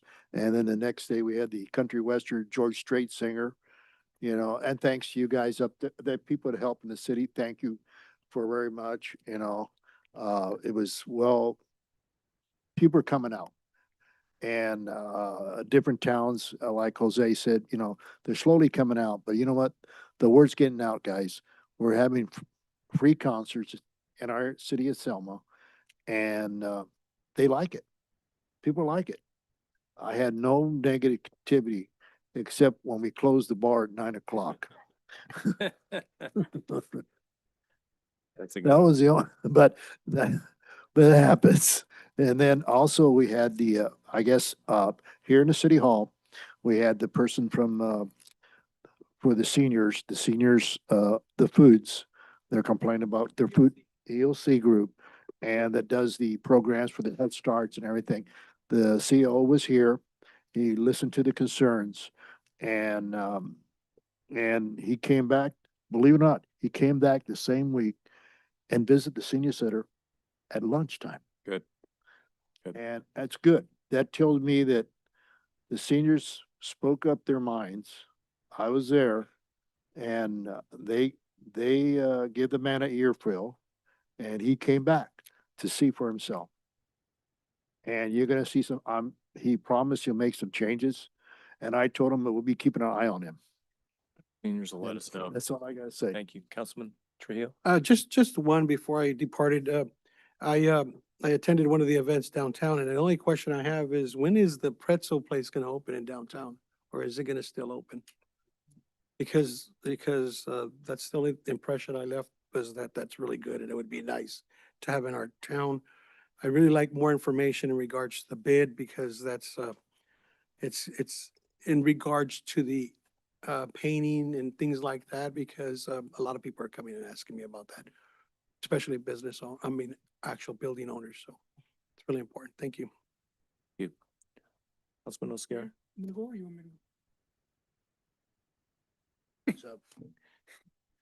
We all went to the ICSC. It was a lot of work, but man, was it windy over there. Uh, Sunday night, my wife got sick. City manager got sick from being so windy. We Dorothy got attended sick. Wizard of Oz. If you haven't seen it, it's a wonderful, I mean, it's the same play, but it's done, I don't know, I don't know how they do it, but I mean, when the earthquake was going on, your chair was rumbling and you could actually feel it, you know. Oh, you scared cat. I've- I attended the chamber mixer the same day we came back, and that was very positive. The chicken was good. I attended the food truck Friday. They had a band, and then Friday we hosted a John Pemberton, which was a huge success. And thank you to the the assistant city manager and the director back there, Jose Moreno. It was a lot of work. We started at 7 o'clock in the morning, and we didn't go home till about 11. But you know what? It was a good feeling to see people have a good time, and they're just loving it. So in September, we're gonna do our next Summer Live, and we hear people wanting us to bring Pepe Marquez back. So we're thinking of doing Pepe and maybe Califas and just blow it out of the water. So, and Last hope- call at 9 though. Sorry. Mayor Pro Tem? Yeah. I also attended the ICSC and it was very productive. So, you come back feeling great because there's so much potential here in the city of Selma. And when we talk to developers or business owners that are saying they like to see a team come together because they know we're serious. And I think that was just speaking with the people that we really want to come to Selma, they gave us the time of day. Normally, if you don't have appointments, they'll brush you off, but they really spent the time with us. And I think, like we said, it was very productive. Also, I attended the CVT graduation, and again, we're at cohorts 1. 21. And again, you know, that was very, just a nice graduation, just to hear the stories of all the candidates there and looking forward to getting, hopefully, you know, a state job. I attended the Food Truck Friday, and that was great turnout, and also the John Pemberton. Again, we just can't speak how highly the residents and people that come from out of town that are just loving this, you know, because it does make a difference. Citizens have been wanting this for years, and it's happening. So, She was line dancing. yeah, I tried. The other thing I attended was the American Legion Memorial event, which was beautiful event. And I have to say that the Congressman Costa's advisors made a phone call to the commander and expressed that they were at 3 different ones just that same day, and they have to give it to Selma. Selma did an outstanding job, and they said that Selma really does one of the best ones in the Central Valley. So that was great.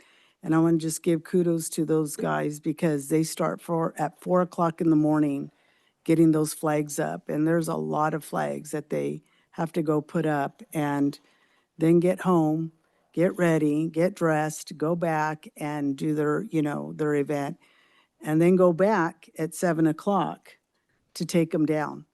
So those guys, those veterans really do a heck of a job, and kudos to them.